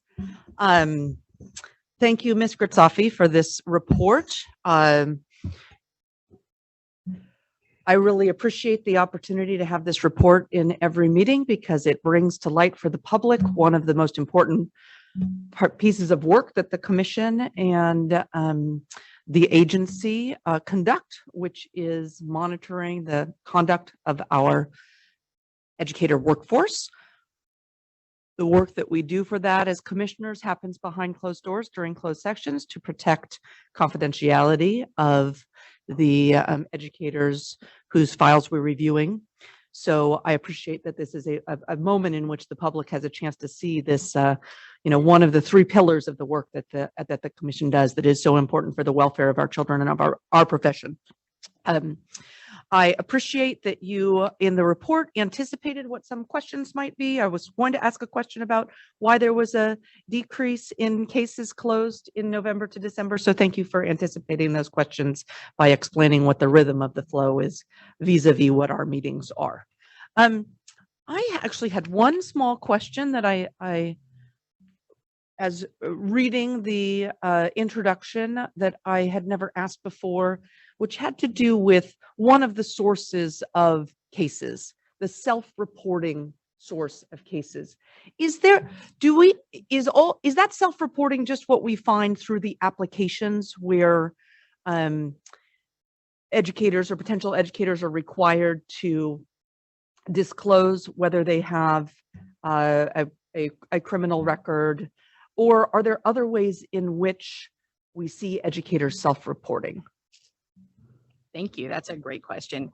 Yes, the main source of self-disclosure is through the application process. There are 6 professional fitness questions that are contained in the application, which require the respondent, the educator, to respond to.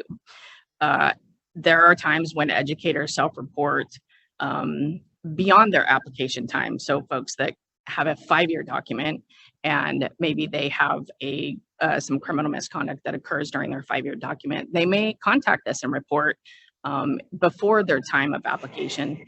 While they're still required to report on their application, it allows us to start our process ahead of time than during the application process itself.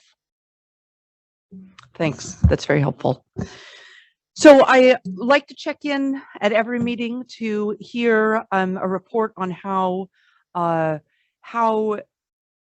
the division is feeling about staffing levels and ability to keep up the excellent pace that now is the standard in the division. And we understand that cases are going to be increasing as we return from the lows during the pandemic.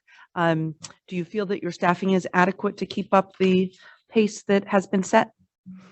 I do, and I anticipated this question.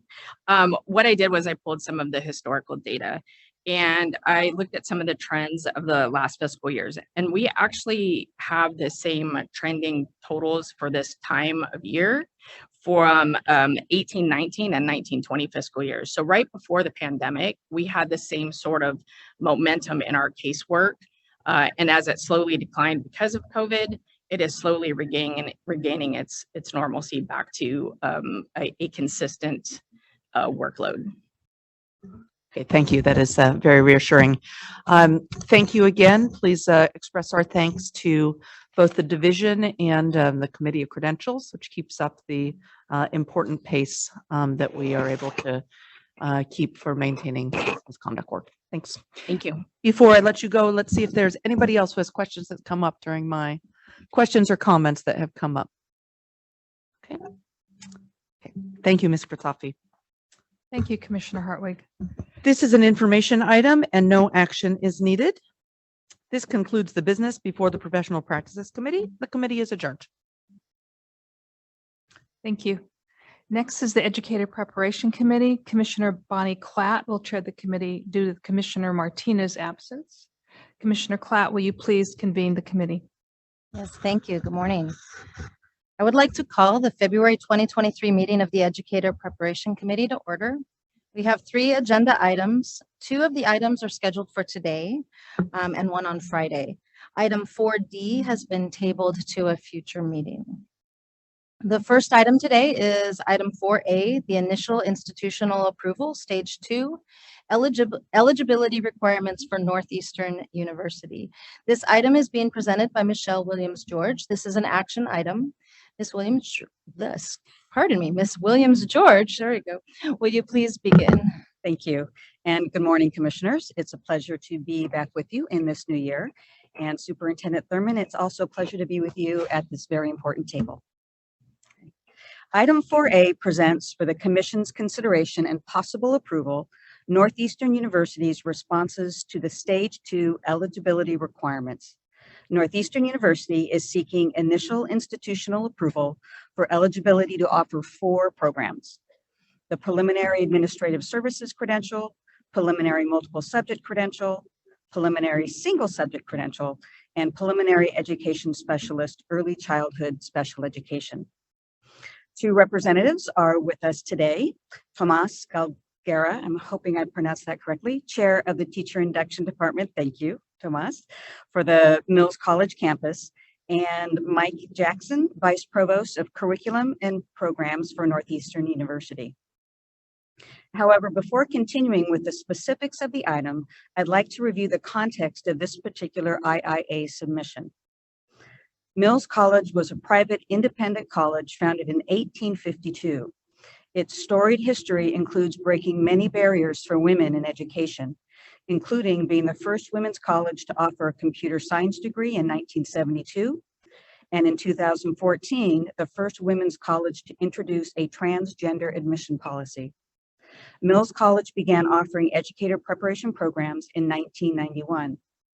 As Commissioner Davis noted earlier, in July of 2022, Mills College closed as an institution and terminated its status as a program sponsor.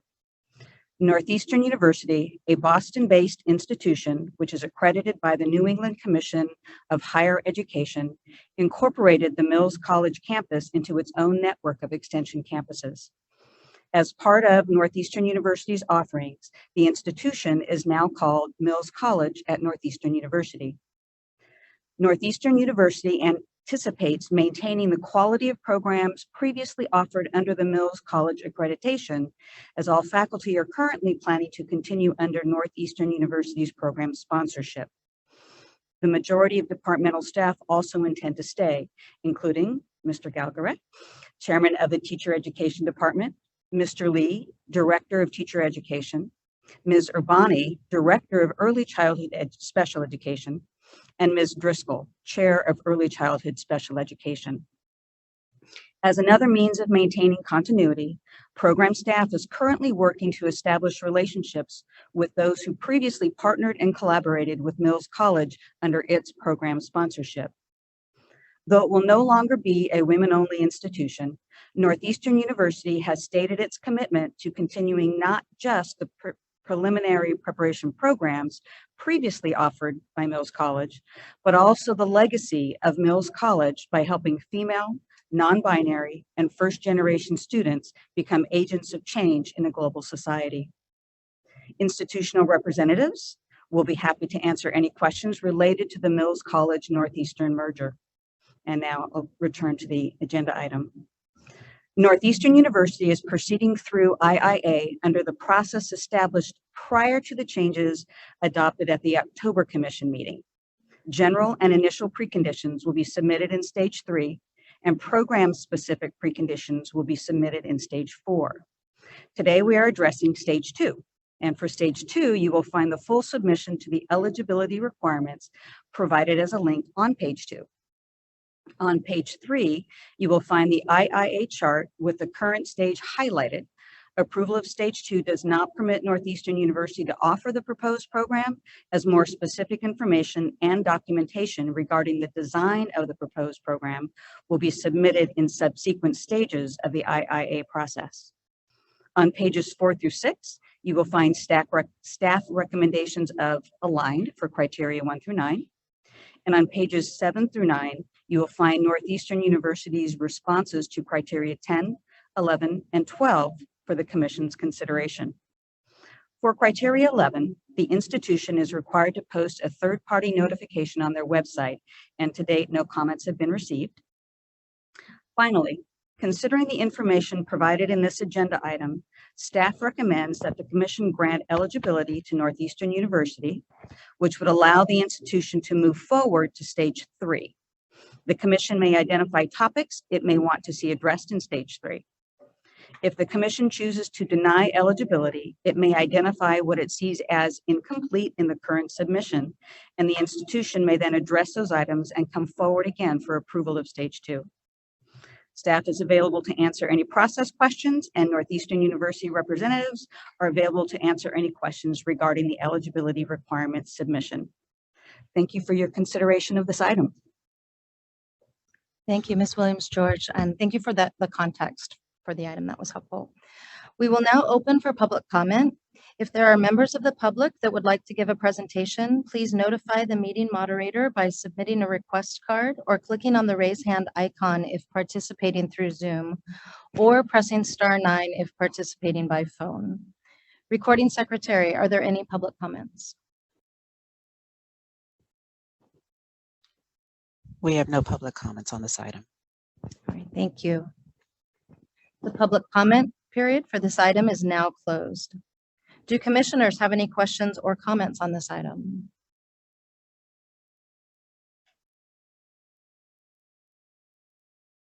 Give people a moment. Commissioner Francois. Thank you, and thank you to the representatives from Northeastern for being with us today. This comment is not for you, but rather, I think there's not going to be any surprise to anybody on this commission. A reminder, I still am really concerned about non-California based institutions leading California teacher credential programs in our great state. And this has nothing to do with what I think about the quality of other universities outside of the state, but more to Superintendent Thurman's point earlier, that context matters. And I want to make sure that the institutions that are carrying out teacher preparation in California understand the California context, the unique nuances that make teacher preparation robust and also difficult, and that we roll out programs that meet the needs of our diverse student population and our diverse educator population. So while I don't want to stand in the way of moving forward with this going into the next stage, I do want to keep putting back on the table. It seems that every time we meet, we have an out-of-state institution asking to offer California-based preparation programs. And so for me, it's like, what is preventing California approved programs to offer to be the prime to meet the need in our state, I guess is what I'm saying. So I just want to put it back on the table. I know you all are probably growing weary of me saying this every single time we have this come up for our consideration, but I know, and I also want to thank David and Aaron, who sat down with me lovingly to answer all of my questions about this. And all of their answers make sense, but there's something about it that doesn't quite sit right with me. So that's my comment. And I, for one, do not grow weary of hearing all of our thoughts. I think that's one of the things that I appreciate about being at this table, is that we all have our thoughts. So I don't grow weary, and I'm glad that you shared that perspective. So thank you. Other commissioners, Commissioner Hartwig. I just had a follow-up question and interest, because I understand what Commissioner Francois is saying, and I think it's a really deep and important question for us to understand why aren't there enough resources within state. In this particular instance, I wonder, we had a university, a college in crisis that was about to disappear, along with a teacher's education program. So I wonder if there were any California players who were interested in saving that program, or whether this was, a last ditch effort and the other alternative was losing that program altogether. So that's more just a comment about this particular, and doesn't go directly to the questions the accreditation questions we have, but at least as someone from the Bay Area, it felt like a huge loss for what happened with Mills College. And it would have been extraordinary if there had been a local institution perhaps who had been able to come in and take over. But that did, as far as I can tell, that was not something that was in play.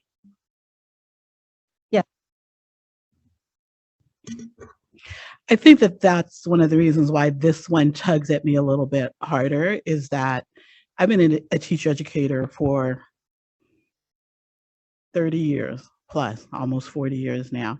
And Mills College has had a special place in my thinking about what does social justice oriented teacher preparation look like and feel like, and what can it become, and how can we expand it across the state.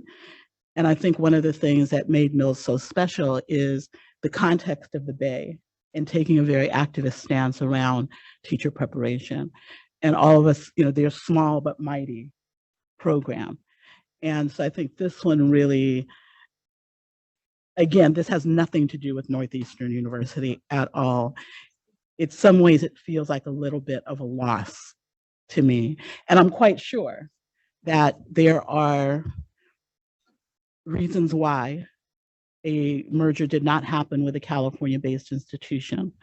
So, and I know it's not for us to go into the weeds of that, but I do want us to pause whenever we have an out-of-state organization wanting to host teacher preparation in California to ask good questions about, are there other programs in the area that could serve? Are there other mergers that could happen?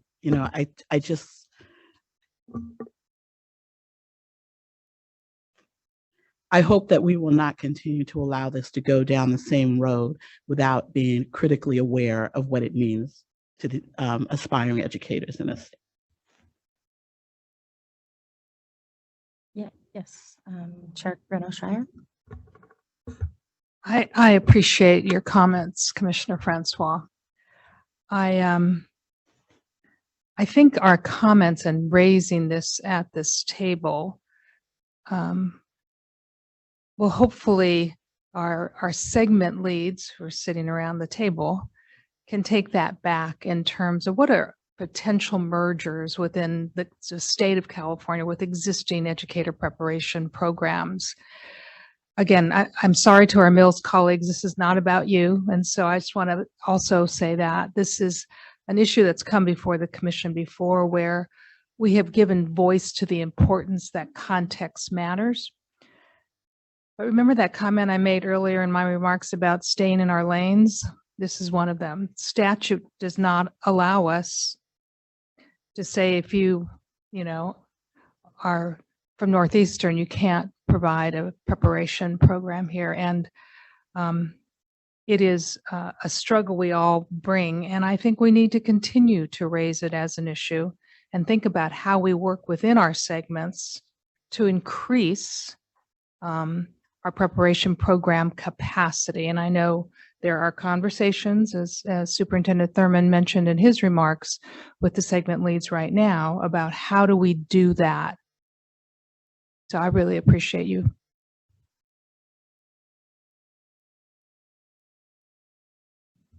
Other comments or questions?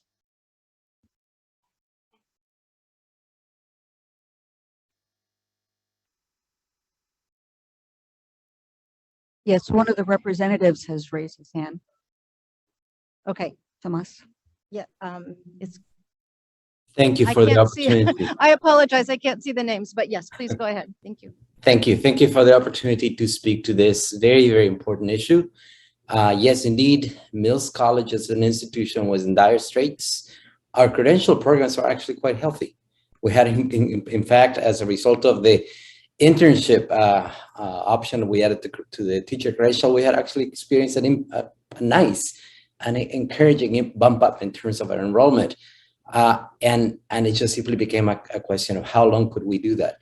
We were fortunate that Northeastern stepped in with the resources, but more than the resources, the clear commitment to do the work that is necessary to diversify education, not just writ large in terms of higher education, but specifically to teacher education. And we're convinced, in fact, Mike's presence here is the very reason why I'm encouraged by the fact that we're looking forward to get restarted as quickly as we can. We can't wait to begin to do the work with the resources and the infrastructure that Northeastern will allow us to bring in. we're absolutely certain that we'll maintain the mission and the vision and the principles that inform the work that Mills did for over so many years. And now we'll be able to expand that in a manner that is more exciting. And I'm also interested in seeing and engaging our colleagues in Boston into a conversation about how do we do the teacher education that Mills has known for, and in some ways expand it to other facets of the Northeastern ecosystem. So that is that response to this concern. I can appreciate, and I'm also worried about the problems that higher education institutions in California have in preparing teachers. But I hope that with Northeastern's help, we might create a new model or something different that will allow us to meet California's needs for educators and leaders, and also nationwide to try something different. Thank you. Thank you. Yes, Superintendent Thurman. Thank you, Chair. For context, the representative who's speaking, is that a Mills representative or is that a representative of Northeastern? My apologies. My name is Tomas Galguera. I've been on Mills, in fact, 27 years. So I'm definitely here representing Mills. Great. I live near Mills. I'm sorry, I'm just meeting you for the first time, but context matters. And so if it's appropriate, I think it's also important to hear from a Northeastern representative. I think that the endorsement that was just provided is important to me, because Mills has always been an important neighbor, and I've always just known great things are happening at Mills. And if we're being asked to essentially take on a new partner, it would be great to hear from that potential partner and their commitment to keeping the Mills tradition going and to helping to create something that is in line with what the California tradition and expectation warrants, demands, and deserves. And so if it's appropriate, we'd love to hear from the representative from Northeastern and to speak to some of the concerns that were raised here today. Sure. Tony, happy to respond, if that's okay. Yes, I think, is Mr. Jackson? Yes, yes. No, thank you, yes. Of course, of course. I would just like to say that, Northeastern is committed to recognizing, respecting, and maintaining the really strong reputation of Mills College in educator preparation. And as I've been working with Tomas and as I've been learning about their program, it's just reinvigorated how we think about teacher education and teacher preparation for the whole university. As we started having these conversations with Tomas and with the department back in, I think it was last February, almost a year ago, Tomas, it was clear that we wanted to make sure that the programs remained intact, that the curricula remained intact. And so as we put these programs through Northeastern's academic governance process, we did so really just taking the programs that Mills had established and developed with such a strong reputation, and we put those through so that they could be accredited by Northeastern University with a real eye to maintaining the strength of Mills and its identity in the community and nationwide as well. So that's been our approach. These 4 programs are the first programs that have been approved by the Northeastern University Board of Trustees to be offered at Mills at Northeastern. And I think that really speaks clearly and directly to our dedication and our support and desire to maintain that reputation and to keep Mills College legacy alive, and really try to put the energy and the resources that Northeastern has behind it to help drive it into the future as well.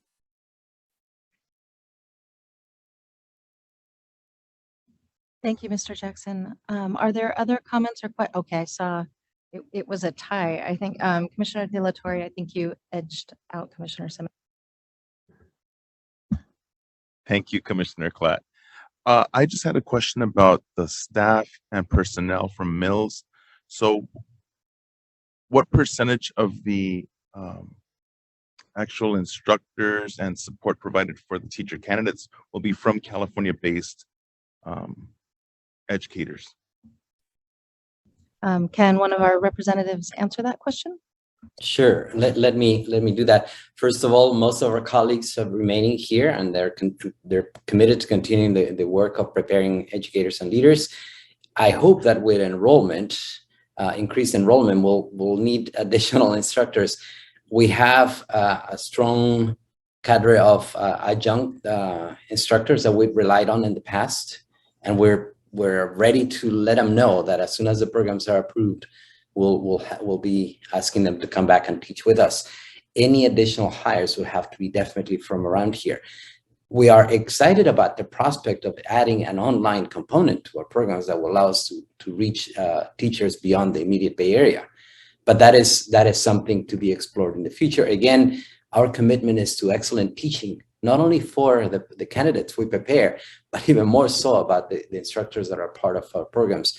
That is something that we've always prided ourselves on, and we intend to continue that tradition and that expectation of our own instructors. Again, people from the California environment communities that understand the demands and the resources that our pre-K through 12 students bring to the classrooms. And in fact, there's a great commitment on our part to try to match demographics of our instructors with that of the students. So those are commitments, and Mike and Northeastern have been very, very supportive of that commitment throughout. Thank you. Yep. Commissioner Simmons? Oh, I'm sorry. Did someone else? Did Mr. Jackson, did you want to comment on that?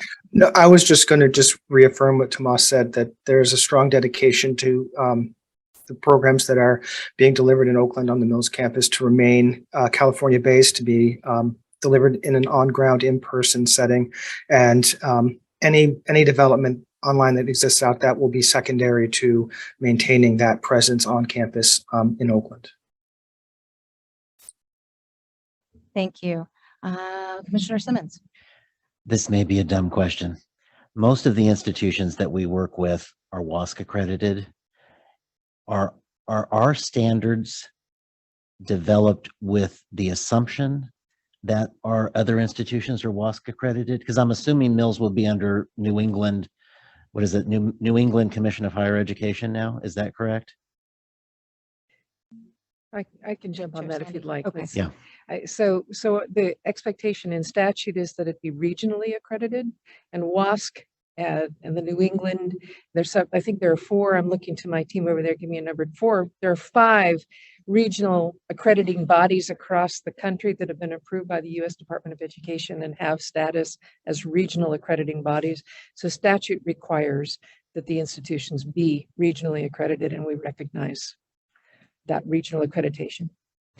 And Mills itself is no longer accredited, the institution closed, so it would be Northeastern University's accreditation.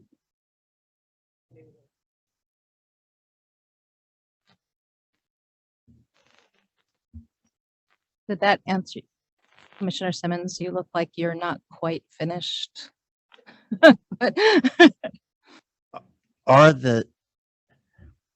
I know when this is many years ago when we were looking at common standards, a lot of the stuff we didn't cover anymore because we said, well, WASC covers that. I'm thinking some of the financial things in particular were dropped from the common standards because it was assumed that WASC would deal with that.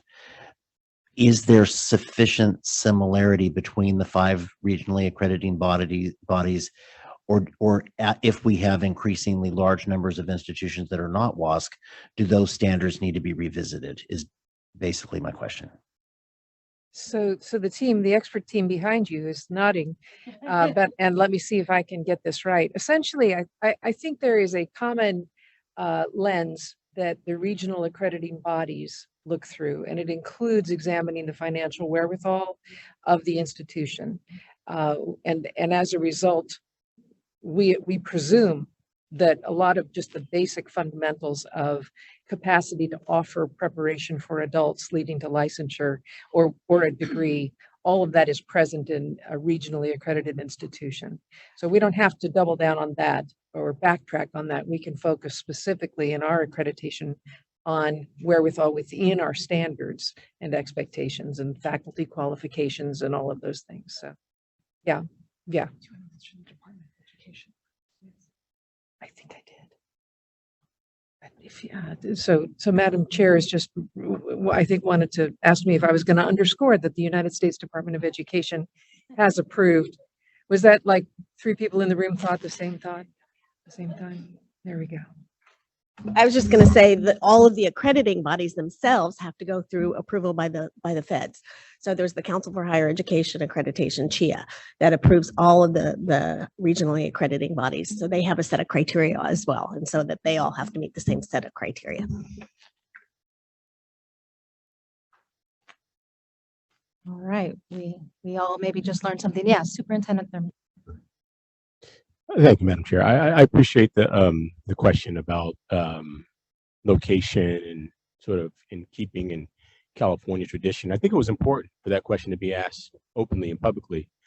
I think it was important to hear from the Mills representative, and I think it was important to hear from Northeastern, to hear a public commitment to providing the California tradition of that Mills has provided for all these years. And so, and to hear reiterated that many of the instructors are from the Mills community, and to hear that there is a commitment to create what they're calling Mills at Northeastern in the same location with the addition of some online offerings. Having heard that, I'm prepared to make a motion to support. Yes, I move to support. Thank you. So we have a motion from Superintendent Thurman. Is there a second? I'll second. Thank you. A second from Commissioner Cruz. Let's see, I have to check my script. So we do have a motion on the table to approve and a second. Is there further discussion? All right, seeing no further discussion, will the recording secretary call for the vote? Danette Brown, Aye. Jose Cardenas, Aye. Juan Cruz, Aye. Christopher Davis, Aye. Michael De La Torre, Aye. Marisol De La Torre Escobedo, Aye. Makita Gwino Shire, Aye. Megan Gross, Aye. Johanna Howick, Aye. Susan Aradia, Bonnie Clark, Aye. Ira Litt, Aye. David Simmons, Aye. Tony Thurman. Motion carries. All right. Thank you, Ms. Williams-George, and thank you, Mr. Guerra and Mr. Jackson for being here, and we look forward to seeing you again for stage 3. Thank you all. Thank you. Next up, I'll give staff a little bit of a moment to change the guard up here. Next, we have item 4B, the update on the residency grant programs. This item is being presented by Kara Mendoza, Christina Najarro, Lynn Larson, and Sarah Barwani. Also joining them are Andrew Brannigan and Kate Hirschbach from West Ed. This is an information item. Ms. Mendoza, will you please begin? Good morning, and I'm so happy to say good morning still. Just saying. Good morning, commission members, Executive Director Sandy, Superintendent Thurman. It's an honor to be here. I said pleasure, but it's really an honor to be here to introduce this agenda item, to introduce 3 members of our grants team. We now have a team of more than 1.25, and to talk about early results and mid results and some new things coming up in the areas of residency. Notice I didn't just say teacher residency, because we do have counselor residency on the horizon as well. So we will be given an update on the teacher residency grant program, both from the 2018 budget year, the 2021 budget year, and the 2022 budget year. We also will talk a little bit about the statewide Residency Technical Assistance Center that was already mentioned this morning. Very excited about that. And about the school counselor residency programs from the 2022 budget. This agenda item has been separated into 3 sections for you, and we have 1 person per section here for you today. Section 1 will be presented by Christina Najarro. This section will detail the 3rd round of data collection for the teacher residency programs from 2018. It's quite exciting. I think you'll see.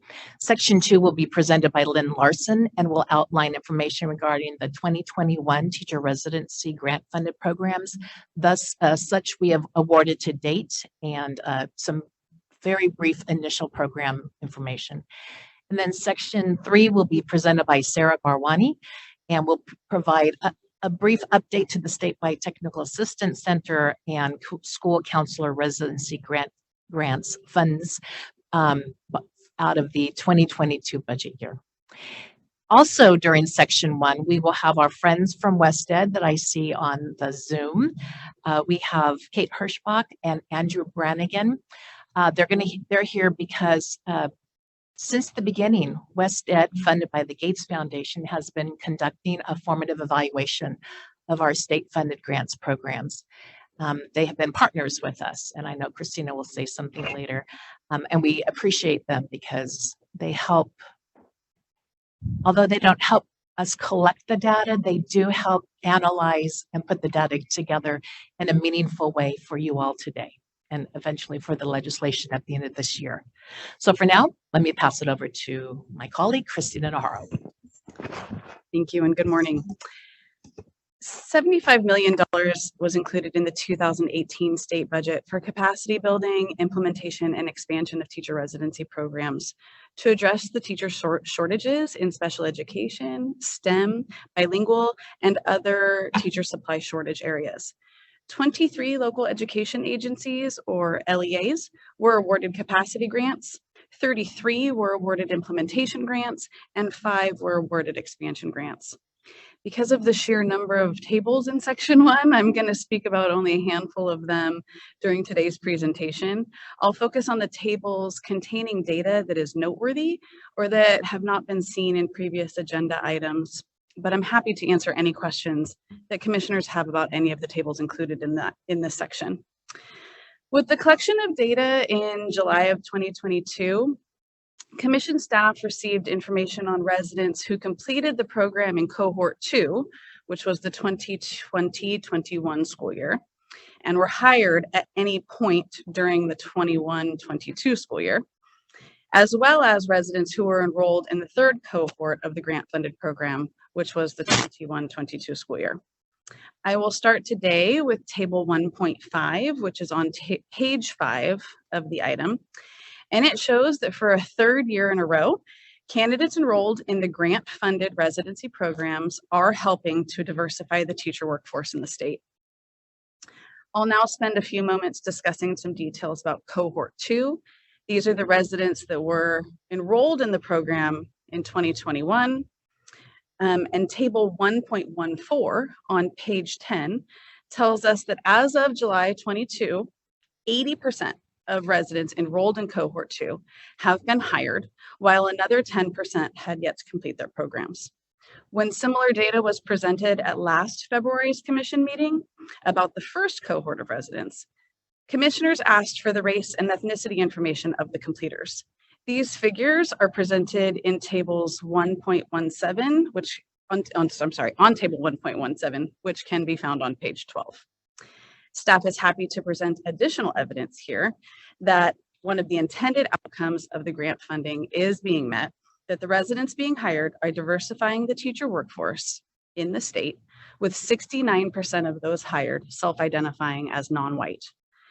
This brings me to perhaps the most anticipated portion of this agenda item, which for the first time provides information to the commission on cohort 1 retention data. Table 1.20 on page 13 reflects data on the participants that completed a residency program back in 1920 and whether or not they have been retained as a teacher of record for 2 full school years. These data show that 82% of cohort 1 have been retained for 2 years, while another 9% have been hired for at least 1 of the 2 years. Table 1.21, also on page 13, provides the race and ethnicity data for these teachers, where again, we see 67% of the teachers retained for 2 years after completing their residency program self-identify as non-white. Before handing the presentation over to Kate and Andrew from West Ed, I would like to take a moment to thank them for their partnership. Staff has deep appreciation for the detailed work and the insightful findings that they have been able to provide during their formative evaluation. So without further ado, I'd like to introduce Kate Hirschbach and Andrew Brannigan, who are Senior Research Associates with West Ed. They will highlight some additional data about the 2018 grant-funded programs, as well as findings and recommendations from a recent brief that they published. Great, thank you, Christina. I'm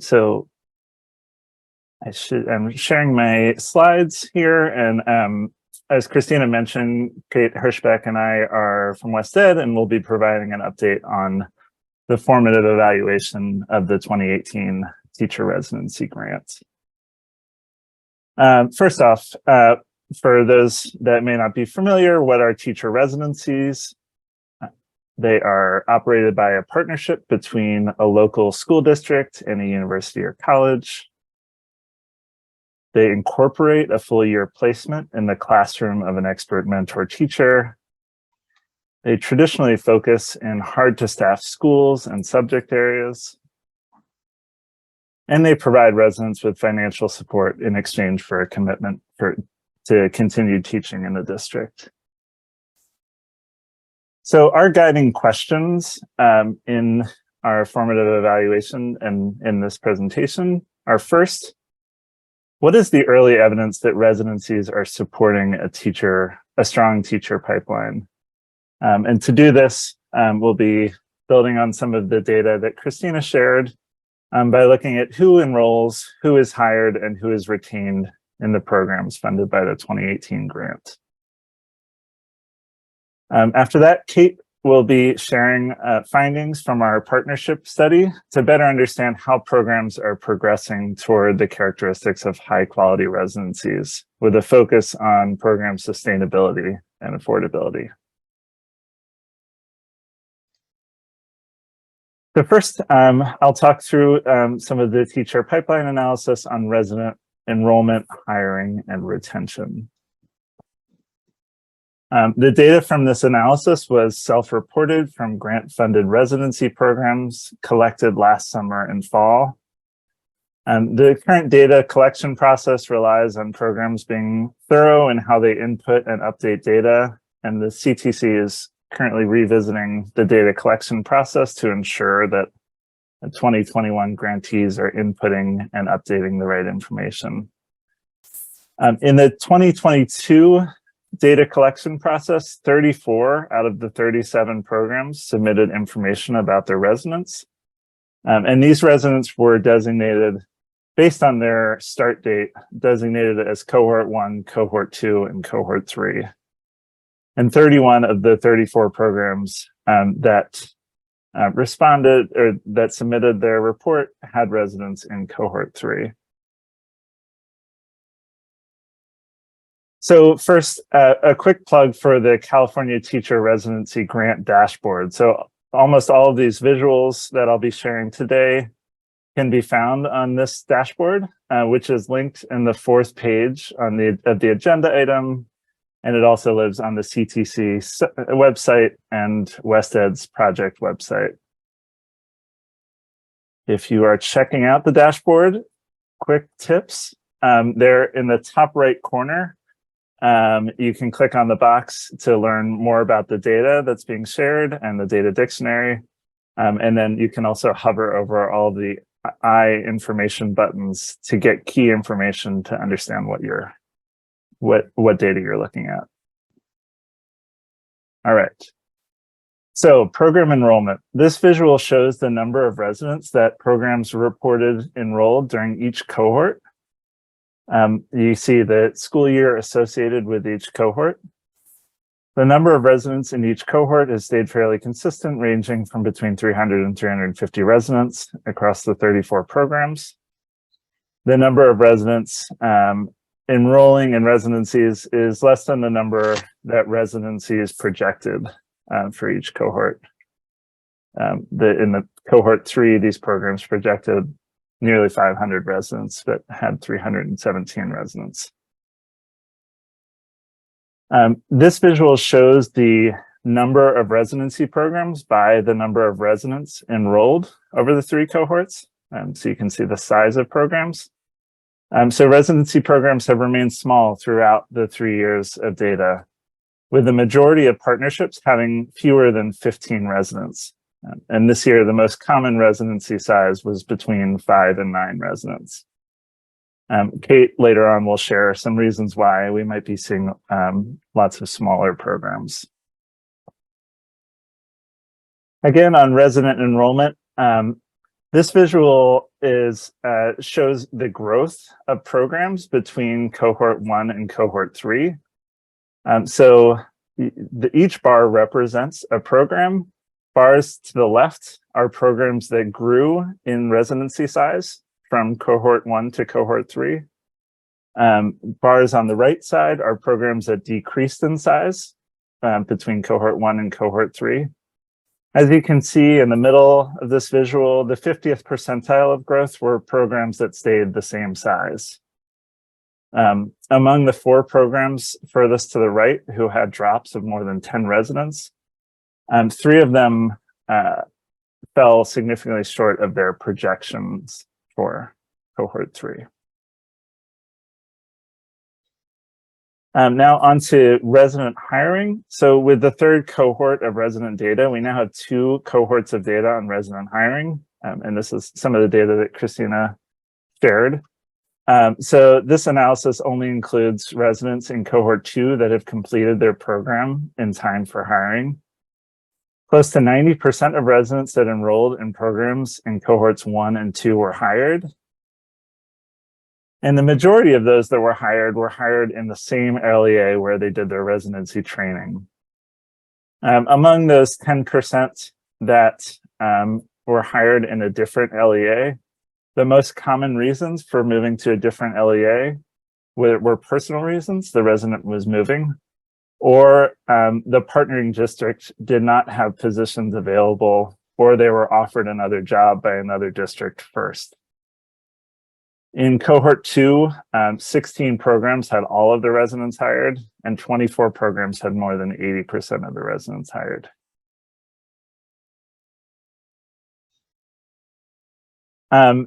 As Christina mentioned, for the first time, we're able to report on resident retention.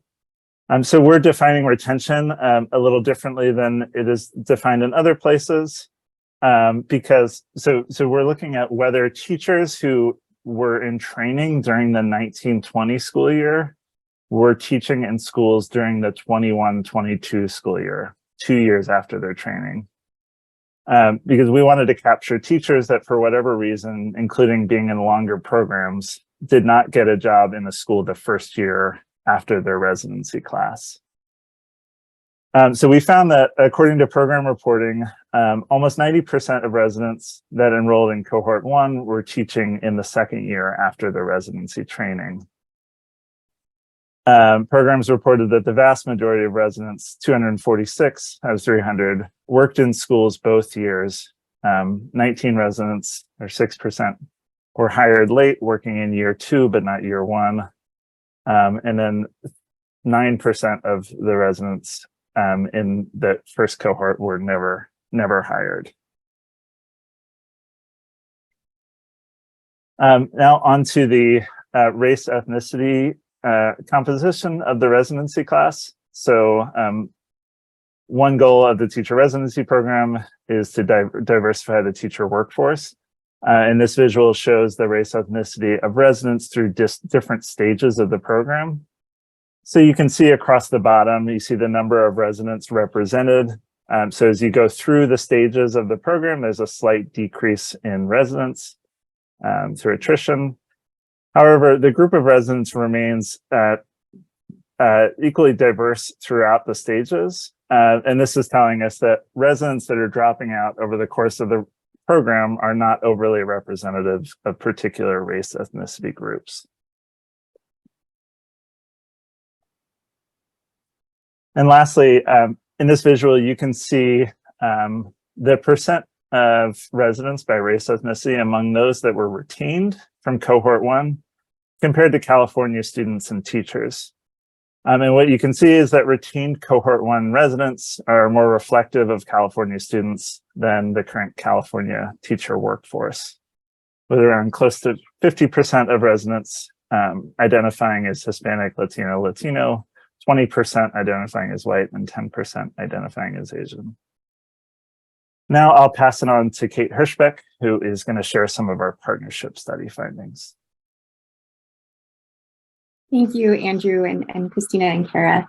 In this final part of the presentation, we'll share what we've learned through the formative evaluation about some key barriers that residency programs are facing related to affordability, sustainability, and scale.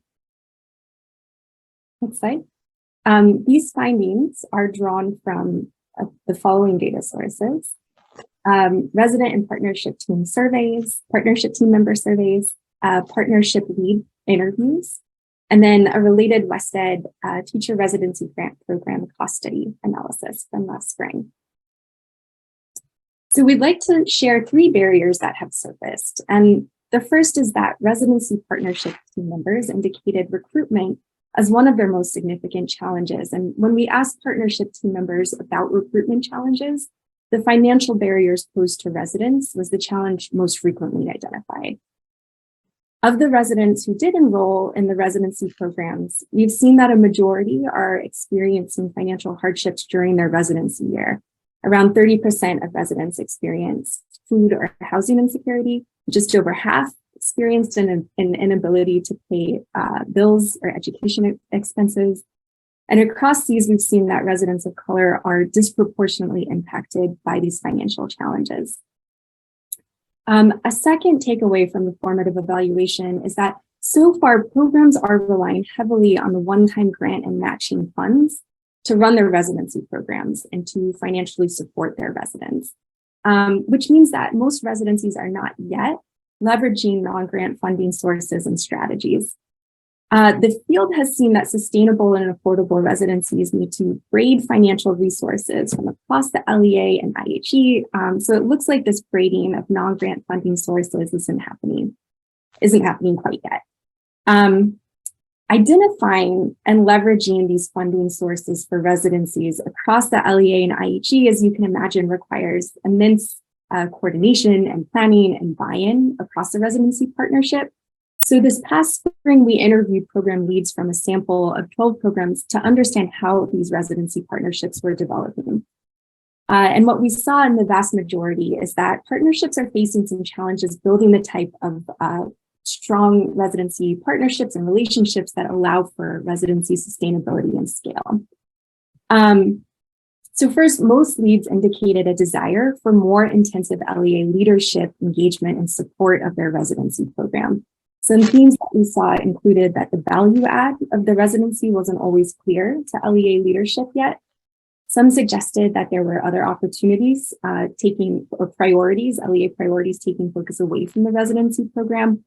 A number of leads expressed a desire specifically for more alignment and communication with human resources to better align the residency with the LEA's workforce strategy, or alignment with business and fiscal services, specifically around securing needed resources for residents in the residency program.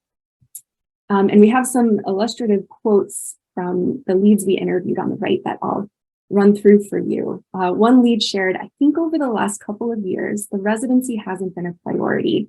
LEA partners are curious about it, they're excited about it, but they're not getting the right people in their system in place to engage in more recruitment efforts, gather more mentors, allocate financial resources." Another shared, "I think we have work to do on helping everyone within our district leadership to see the value of the residency. I know that for myself and our coordinator, we really believe that this is the effective means of teacher preparation to help those new teachers be as well prepared as they can. But for some who just haven't had as much involvement, it just isn't clear."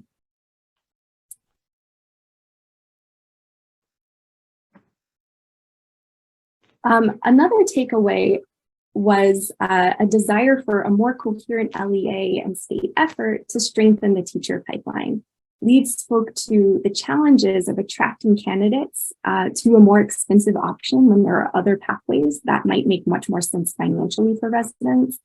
And they also surfaced that there was a lack of coherence and the LEA's teacher pipeline approach that made it really hard to position or prioritize residencies. So this might look like LEAs actively promoting internships at the same time they were promoting residencies, or at least not stepping back and thinking about how these pathway options might tie together into a larger workforce strategy.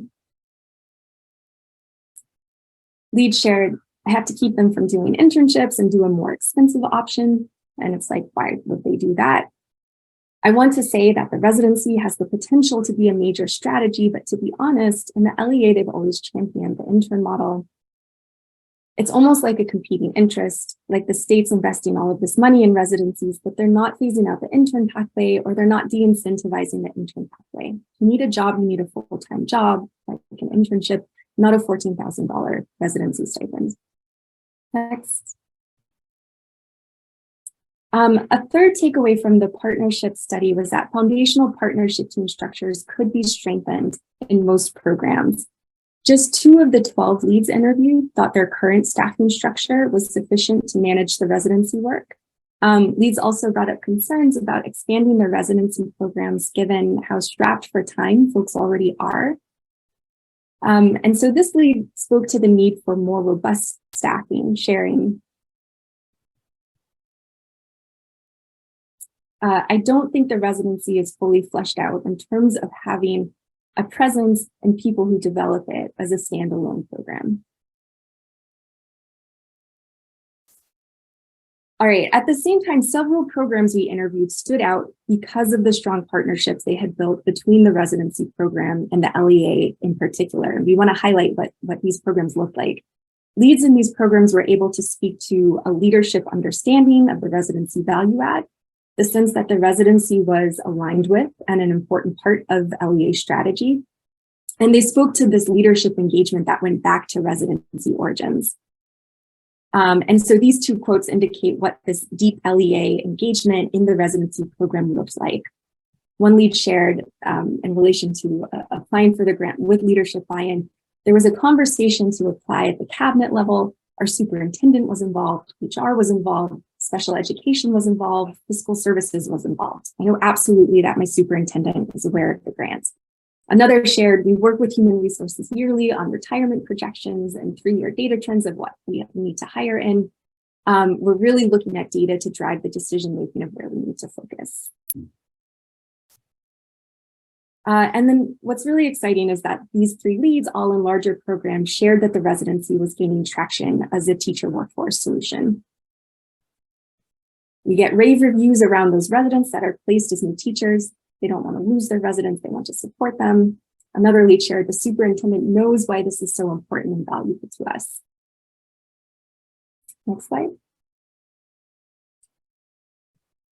And we'll end with a note on technical assistance in the state. So building and scaling residencies is complex work. Putting those partnerships together to support residencies is complex work. And West Ed undertook a landscape analysis of TA opportunities and access across the state. And we found that access to TA for residency programs has been uneven. A minority of programs have received consecutive years of TA focused specifically on partnership development. And this speaks to the promise of the state's $20 million investment in a statewide TA Center for California residencies, which I think Sarah will speak to shortly. Thank you. Okay, we try to rehook the system. Just give us a second. I think a lot of your part did the last part. Just I'll give you a signal once we hooked up again. All right, we ran through all of these challenges and it cut off just as we were getting to the bright spot. Commissioners.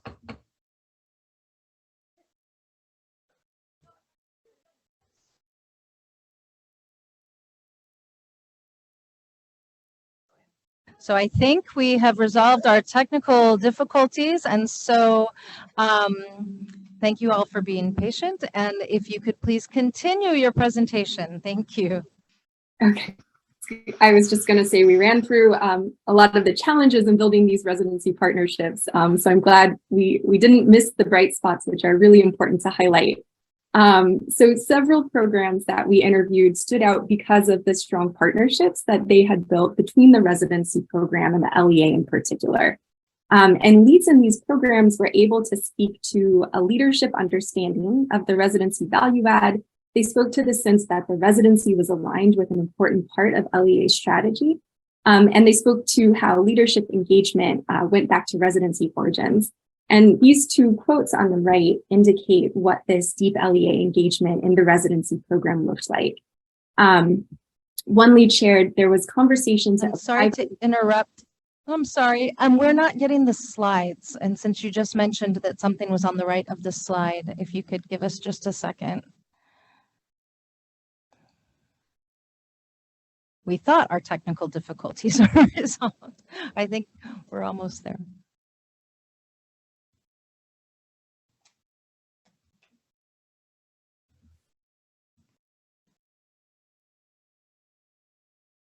There's some quotes, so I can go ahead and read those for you if we have trouble getting the slides Okay, up. thank you for your flexibility.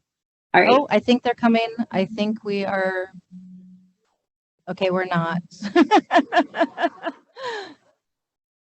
But maybe we can listen to the quotations. All right. Okay, sounds good. I will read.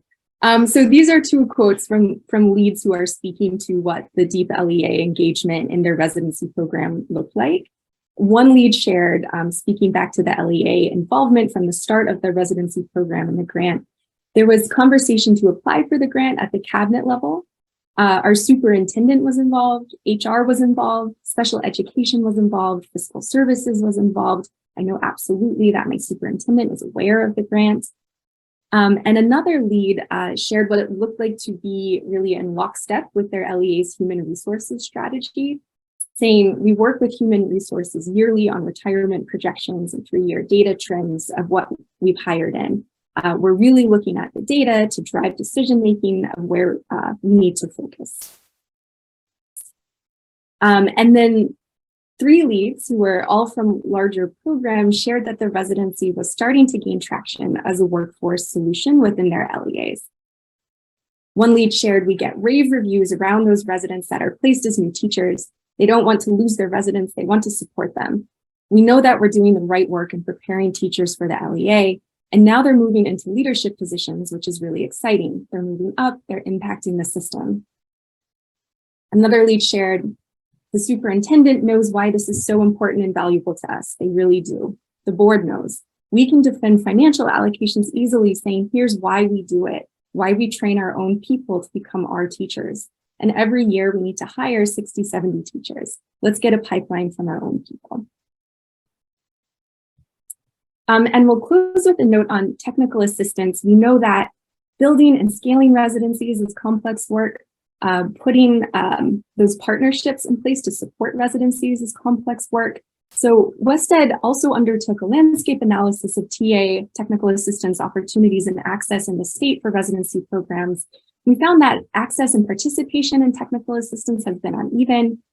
We saw that a minority of programs have received consecutive years of TA focused specifically on partnership development. And I think this speaks to the promise of the state's $20 million investment in a statewide TA center for California residencies, which Sarah will speak to shortly. Thanks so much for letting us get in there after the technical difficulties. And thank you, Kate and Andrew, for your presentation and for your ongoing partnership. I'll ask you both to remain on the call until the end of the item in case any commissioners have questions for you. And now I'll pass it to my colleague, Lynn Larson, to discuss the teacher residency grant funds authorized by 2021 legislation. Good morning, commissioners. In 2021, the California State Legislature authorized a total of $350 million for teacher residency programs. $25 million was allocated specifically for capacity grants up to $250,000 per grantee. $325 million was allocated for the preparation of residents with grants up to $25,000 per resident, a $5,000 increase from the previous allocation. Grant funding is available for encumbrance through June 30th, 2026. As with the 2018 grant program, teacher shortage fields were targeted. However, additional areas were added, which included single subjects focusing on computer science, science, technology, engineering, mathematics, and transitional kindergarten or kindergarten. In addition, the 2021 authorizing statute allowed grantees to include residents in special education, multiple subjects, or single subjects who met local efforts to recruit, develop systems for, provide outreach and communication strategies to, and retain a diverse teacher workforce that reflected a local education agency community's diversity. As you can see from Table 2.2 on page 17, a majority of expansion applications from LEAs included the goal of diversifying the workforce. Table 2.2 on page 17 shows that 68% of residents enrolled for the fall of 2022 and 61 projected to be enrolled in the spring of 2023 have been recruited and enrolled in an effort to realize these goals. Section 2B of the agenda item provides information about the 2021 Teacher Residency Capacity Grant Program. In February 2022, 41 programs were awarded capacity grants, totaling over $9.5 million. Another RFA for capacity was released in August 2022, and in November 2022, 15 programs were awarded grants totaling almost $3.5 million. 52% of available capacity grant funds have now been awarded. Our Round 1 capacity grantees have just begun grant activities and submitted initial expenditure reports, which are summarized in Table 2.1 found on page 16. Overall, grantees are on track with their proposed grant activities, with 3 institutions needing more time to meet recruitment goals. The preponderance of grant funds and matching funds are being spent on LEA personnel salaries, with consultants and technical support providers and mentor teacher professional development training following. Section 2C provides information about our 2021 Teacher Residency Implementation Grant Program. In the fall of 2022, 42 programs were awarded implementation grants totaling $65 million, or approximately 20% of grant funds available for implementation and expansion. Section 2D provides information about our 2021 Teacher Residency Expansion Grant Program. In April of 2022, 18 programs were awarded expansion grants totaling $36 million, or approximately 11% of available funds for implementation and expansion. The Round 2 applications were due at the end of January 2023, and 15 are currently being evaluated by Commission staff. Our Round 1 expansion grantees submitted preliminary data for their first cohort, as shown in Table 2.2, found on page 17. 12 of 16 reporting grantees stated that enrollments did not meet projections as outlined in their grant proposals. Reasons provided included insufficient financial support, candidates pursuing internship programs rather than residency placements, concerns about the 4-year service requirement, and limited time for recruitment after receiving grant funds. I'll now turn it over to consultant Sarah Barwani, who will provide information about the statewide Residency Technical Assistance Center and the School Counselor Residency Program. Thank you. Good morning or good afternoon, everyone. $20 million was included in the 2022 state budget to establish a statewide technical assistance center to support teacher and school counselor residency programs. Per statute, this funding is to be used to establish a statewide technical support network for successful residency implementation and sustainability. Grant funding is available for encumbrance through July 30th, 2029. Requests for applications for the statewide Residency Technical Assistance Center Grant Program is currently open and applications are due March 10th, 2023. In addition to the grant funds for the statewide Technical Assistance Center, funding was included in the 2022 state budget to support the development of school counselor residency programs and to augment teacher residency programs. A combined total of $250 million was allocated, $184 million directly to the Commission and $66 million to the Superintendent of Public Instruction for transfer to the Commission. Authorizing statute allocated $10 million of the $250 million for school counselor residency capacity grants of up to $250,000 per grantee. Per statute, school counselor residency grants should support local efforts to recruit, develop support systems for, provide outreach and communication strategies to, and retain a diverse school counselor workforce that reflects a local education agency community's diversity. Requests for applications for the school counselor residency capacity grant program is currently in development and is expected to be released on February 17th, 2023.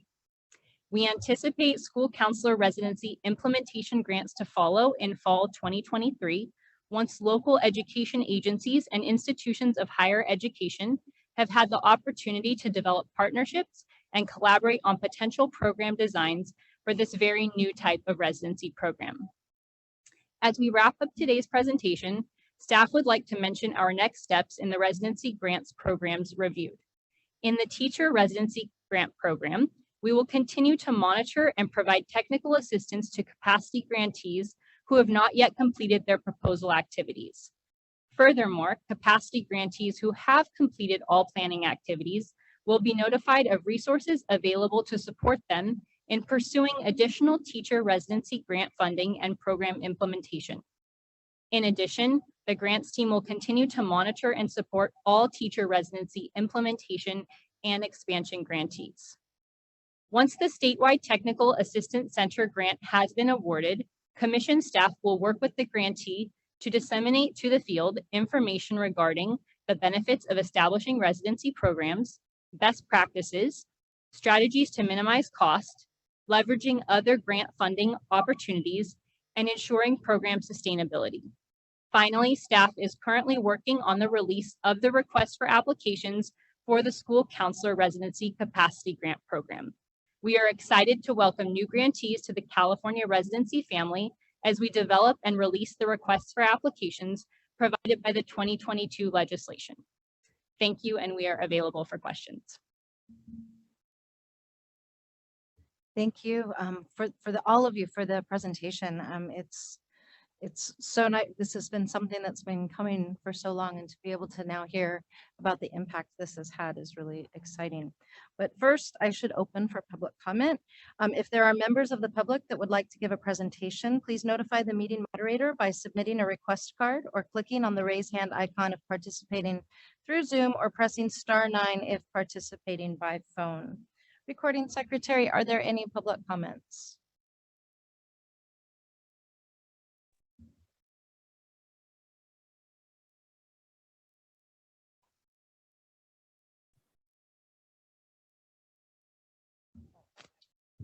Shilpa Ram, please unmute your microphone and share your comment.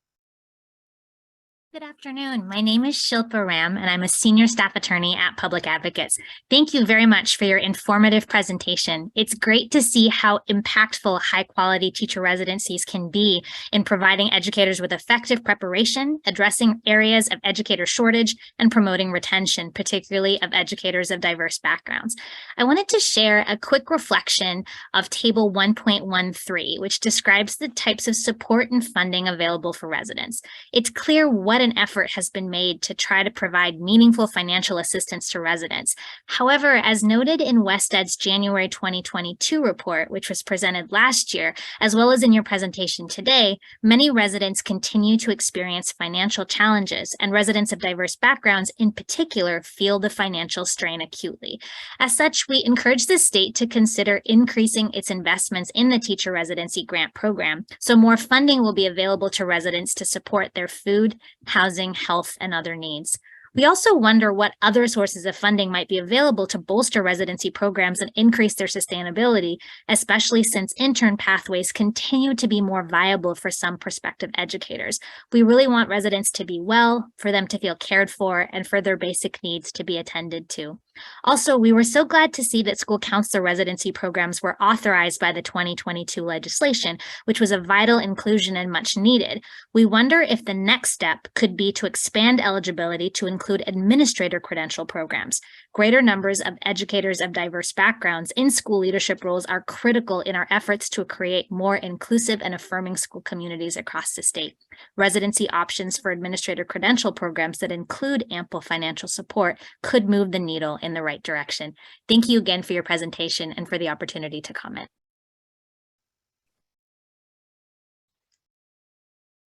Jana Luft, please unmute your microphone and share your comment. Good afternoon. I'm Jana Luft, joining from the Education Trust West. We commend the work of the Commission, the California Teacher Residency Lab, WestEd, and residency leaders across the state to expand the reach of teacher residencies, which research shows are a powerful model for preparing teachers, especially teachers of color, while providing teacher candidates with a stipend to help offset their lost income during preparation. At the same time, we are concerned by WestEd evaluation findings that most residents are struggling, or residencies are struggling to compete with intern pathways to attract candidates, and with past evaluation findings that many residents of color are experiencing housing and food insecurity. So we urge the state to consider increasing the stipend size for residents and offering additional financial support, such as housing stipends to residents, like the TRIO program in Oakland, so that they don't have to choose between quality preparation and earning enough to eat and live in the communities where they work.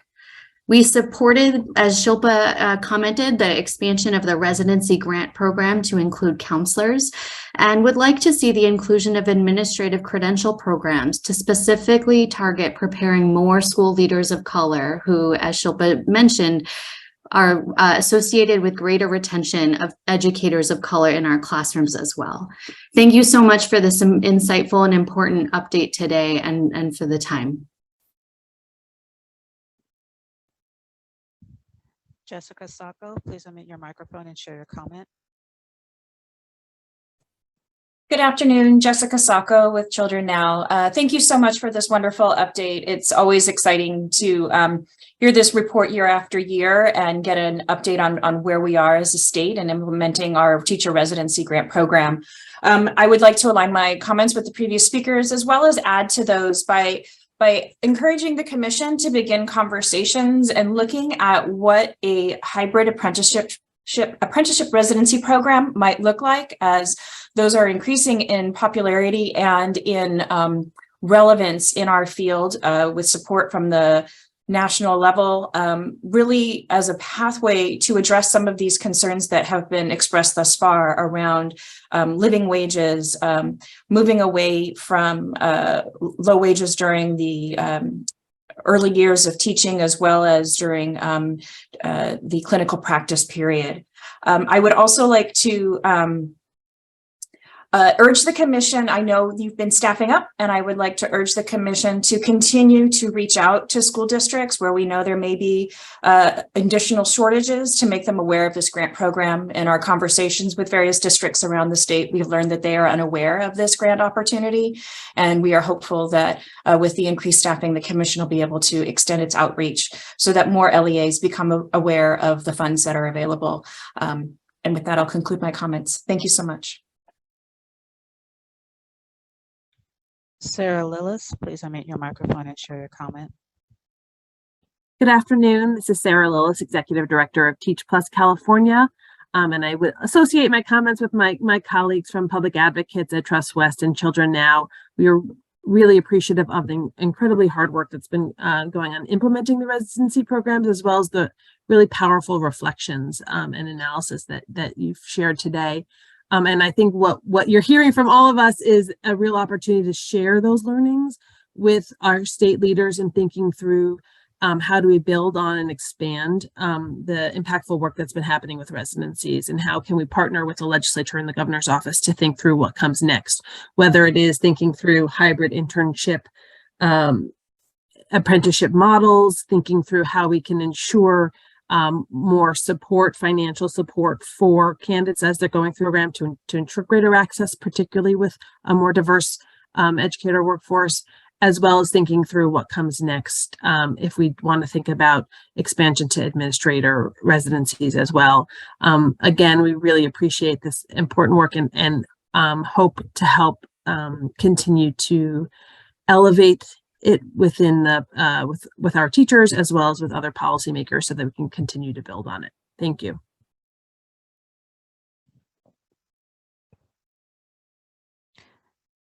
We have no additional requests for public comment. Thank you. The public comment period for this item is now closed.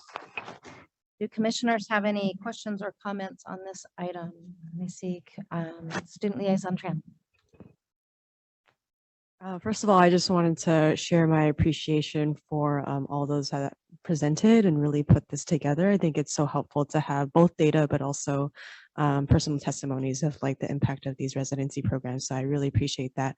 When I was considering becoming a teacher in 2019, I knew that residency programs existed. So I think that was really hopeful for me, and it made me think that becoming a teacher wasn't so foolish after all. So I'm really grateful for teacher residency programs, really focusing and uplifting STEM educators and also teacher candidates of color. So those directly impact people like me and many people that are my colleagues in my cohort. So I really, really appreciate that. I know that for me and for my colleagues, the commitment to the geographical area that these residency programs require gave a lot of people like me pause. And I noticed that the issues with retention were because of personal reasons. People need to move, life happens. And so really considering the financial risk of signing up for these residency programs if personal reasons happen and then needing to pay back these stipends as a loan. So I know that was a barrier and hesitance with utilizing these residency programs. I'm really interested in, it's interesting that I was aware of these residency programs. I honestly personally don't know too much about internship programs. And so I think it's really grateful that we have Superintendent Thurman with us to really increase the amount of education that people are interested in becoming a teacher, to just know their options. And when I think of like what early teachers really want, they want support, they want mentorship, and they want that financial stability. So being able to, again, weigh that risk of signing up for a residency program when it may be a possibility that they may need to pay that back. And then also weighing the option of what is financially feasible in terms of the lost opportunity of not being able to work for a year, and then being able to support our survival of being able to have housing and being able to eat, things like that, very, very basic needs. So I really support the need for these grants and for these stipends to support loss of income. But I really like the idea of having a stipend to support housing and basic needs during our early years in teaching. So I really appreciate all the information here, and I'm really interested in what commissioners' ideas are around this. Commissioner Heredia, and then Commissioner Paveri. Yes, thank you all for this great report, complex and lots of information in here.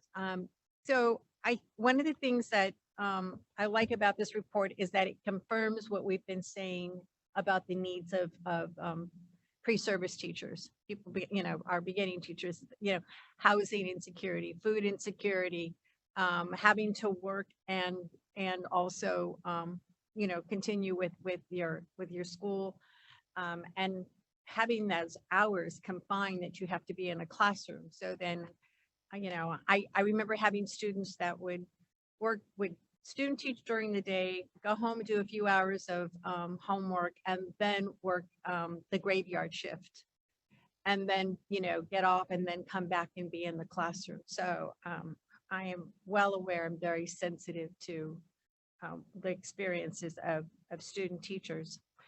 So for that, I'm grateful because it confirms, and we can say, here's the report, here's the information. So one of the questions I had, it was answered, and that was about where people remain. Do they remain in the LEA where they did their teaching, or did they move on? So I'm glad that. But I am I am just interested in these demographics though. 10 years ago, maybe 6 years ago, the demographics in terms of those that are in this program, I would not expect. And now that I see that, that the Hispanic, Latinx students or population seems to exceed any of those other areas of ethnicity. Before it was like, white, and then maybe 5% Hispanic or 7% Hispanic, and then maybe 5 or 3% African American. So my question is there any thoughts about the demographics here in terms of who is in these programs? And in some places, the numbers are pretty high for the Hispanic. And although I celebrate that, I am concerned about the other groups and why they're so low. I mean, I have my own thoughts about why that might be true. Just given experience in the university, but I would welcome any thoughts from any of the presenters about that. I'll speak to, I think the learnings that we've gotten from the 2018 grant funded programs really drove a critical piece to be added into the 2021 legislation, which was instead of identifying specific credential types like the 2018 legislation did, it was special ed, STEM, bilingual. It also had that critical element added to diversify the teacher workforce to better match the student population in a given LEA.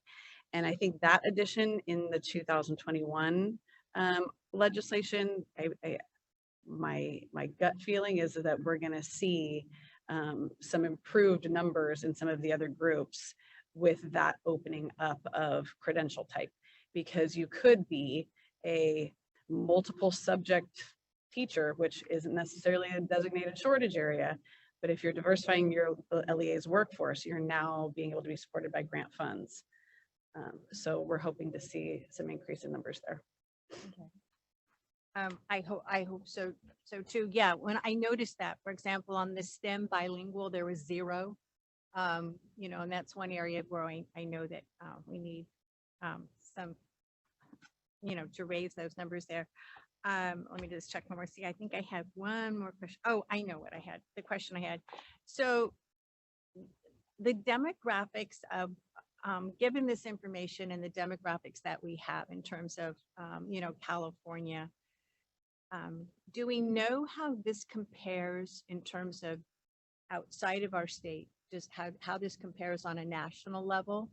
If we don't have that information, I'm okay with that for today. I mean, I'll get it at some point, but I'm just interested in, in knowing that, because for so long we've looked at, national data in terms of demographics, and then try to raise what we do in California to sort of, exceed in those areas where we didn't have enough representation. So just out of curiosity, I posed that question. Funny you should Hey. ask. Oh, oops. Oh, there's Andrew. Never mind. Go ahead, No, Andrew. Carrie, you go. All right. Thank you. Back to me. I wasn't going to answer the question directly, Andrew, so if you have more to add, please do so. But I will say that our friends at LPI are working on a draft relative to comparisons of residency programs in other states across the nation. And it's not for circulation or citation, but they are coming forward with comparisons. So there will be information soon regarding that. Now, Andrew, I don't know if you want to add something. Yeah, thanks for that. And I don't have actual figures, but in the other states we've worked in, it's a common goal that the residencies are meant to diversify the workforce to be more representative of the students. Okay, well, I look forward to hearing that information. thank you again to all those involved in preparing this report. All right, thank you. I think I see Commissioner Pabry and then Commissioner Gross. And Thanks again. This is incredibly helpful and really, I think, highlights the incredible promise of our residency programs, while also simultaneously, I think Anna's anecdotes talk to us about what we need to do to enhance them and improve them. My questions have to do similarly with Commissioner Heredia's in terms of the demographics, which really what I'm really heartened with is the 3-year trend is actually showing consistency and actual gains, especially for our Hispanic and small percentage of gains for African American students, which is not, teacher preparation, which is not reflective of what we do overall across different pathways. The numbers for our Asian teachers remains more or less consistent, or maybe a couple of percentage points down. So that's just a question there. But what's really important to me is equally important who we bring in and who we retain. And I'm wondering, Wested or LPI or the Commission, if you have these data disaggregated by pathway into teacher preparation. So I'm curious as to for folk who are coming in on district intern programs or through traditional student teaching and residencies, how does that break down by demographic and by retention? I believe we might have that information in April with the teacher supply report. I'm pretty sure some of that will be there. I'm not quite sure if it's broken down by intern, residency, traditional pathway, but I know we do that particular report does dig deep into a lot of the information you're asking about. Yeah. And I think Chair Greno-Shire wanted to step in for a second. Colleagues, I have a suggestion. I'm being mindful of closed session, which will begin at 1:30, and we have several appearances today. So I first of all want to thank the staff and Wested colleagues for this amazing, encouraging report on the investment that the state has made in residency programs. It's so exciting to hear. And I'm really, I want to continue this conversation with the commissioners about your thoughts about this. So we could table this discussion until tomorrow, where we have room in the agenda to complete or continue this conversation. So I want sort of a thumbs up, a nod. Does that sound like a good idea? Then I think that's what I'd like a motion. Yes, Superintendent Thurman. I'm prepared to make that motion, but I'd like to ask, could we ask that presenters and staff hear from folks just topics that commissioners may want to hear about tomorrow, so that they can come prepared with that information, and we can also maximize time. So if commissioners have topics around the table that they might say, I want to, like I would just ask about scale. If we're talking about 300 some, folks and residents every year, how do we take it to a greater scale if we're ever going to get to meet the needs of the field? And I would love to hear more about what we heard in public comment about these hybrid apprenticeships, and I would love to hear more about that, because we all heard that a lot of folks just can't make it financially, and so it just I get bothered when I love this program, and in all transparency, I advocated for it, and I sponsored a bill to expand the number of male educators of color who could be in a program, and male educators of color are eligible for this grant. But I get bothered when we celebrate and assail programs that we know just don't go far enough. That's not a criticism. That's just a reality. I love, love, love this program.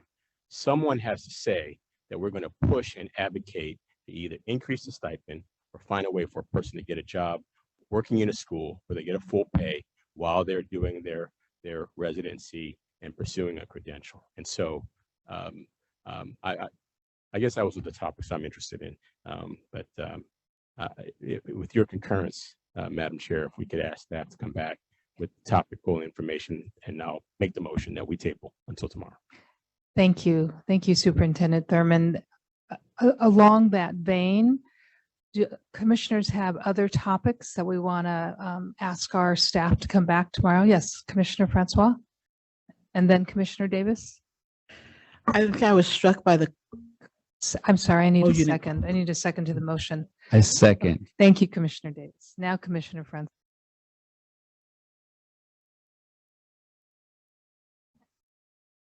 I was struck by some of the qualitative data that was shown about that brought up the difference between intern programs and residencies and affordability and accessibility. And so I'm wondering, do we have any data related to like a cost analysis between interns and residencies? Is there retention and comparison? Are there effectiveness data? What data do we have to work with that helps us better understand intern programs versus residency program? In addition, if I may piggyback on that, because one of the questions that I've been thinking about with this has to do with the residency model versus the intern versus the hybrid apprenticeship. And if tomorrow you could, I know this is about residencies, but could you just give me a real short definition of how they're alike and how they're different? And my overarching question, if not tomorrow, maybe when this comes back, is how would a potential candidate know about and understand the differences in these models to make an informed decision about the best pathway forward with them? Thank you. Thank you. Yes, Commissioner Gross. The idea that I was thinking about, it really struck me, the anecdotal data about the power of LEA leadership and school board members in participation in this program. And so I'm wondering how we communicate that information to current LEAs. And maybe also how do we adapt our survey and data collection about how is your superintendent involved? How are your board members involved? To show that we value that and that that's a must.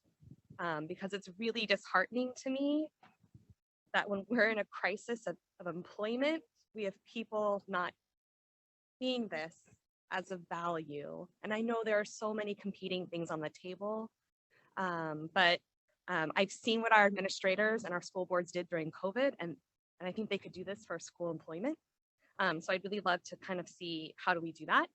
And then my second thing, and this may be not in our lane, so please correct me, but I'm wondering, in addition to the internships, the hybrids, the apprenticeships, I think all that's too late. And how could we maybe in a future agenda item bring in CTE? And how are we getting sixth graders to love the idea of becoming a teacher? Because right now we get them to love the idea of being an engineer, of being a doctor, of being an auto mechanic, and we tell them not to become teachers. So I don't know if that's possible for a future agenda item. Thank you, Commissioner Gross. I think Superintendent Thurman has some ideas about that with what he's doing. Other topics? Yes, Commissioner Brown and then Commissioner Simmons. Since we're talking about this program, now you really have gotten me thinking about it. I want to piggyback on what you were saying, Merce, about the importance of a mentor or a master teacher. And since we're opening up this topic, I'd like to be sure that that aspect of it is understood, is supported financially, because I look at the money and I look at the percentage that LEAs and IHEs and everybody else gets, and the master mentor teacher piece of it looks kind of small. And I want to make sure that's robust, because if you're in a residency or an apprenticeship, you have somebody you're working with, and that relationship is really important. Thank you. Commissioner Simmons. I'm interested in the employment status of a resident who's either a apprentice or a hybrid versus a intern.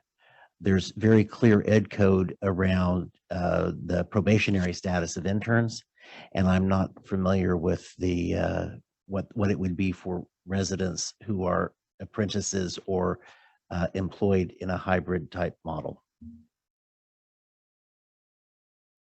So these topics may not, all of these topics may not be able to be answered tomorrow, but they're really important topics. And so all of us have been writing down these. So we would invite the staff and our West Ed colleagues to come back tomorrow to continue this conversation.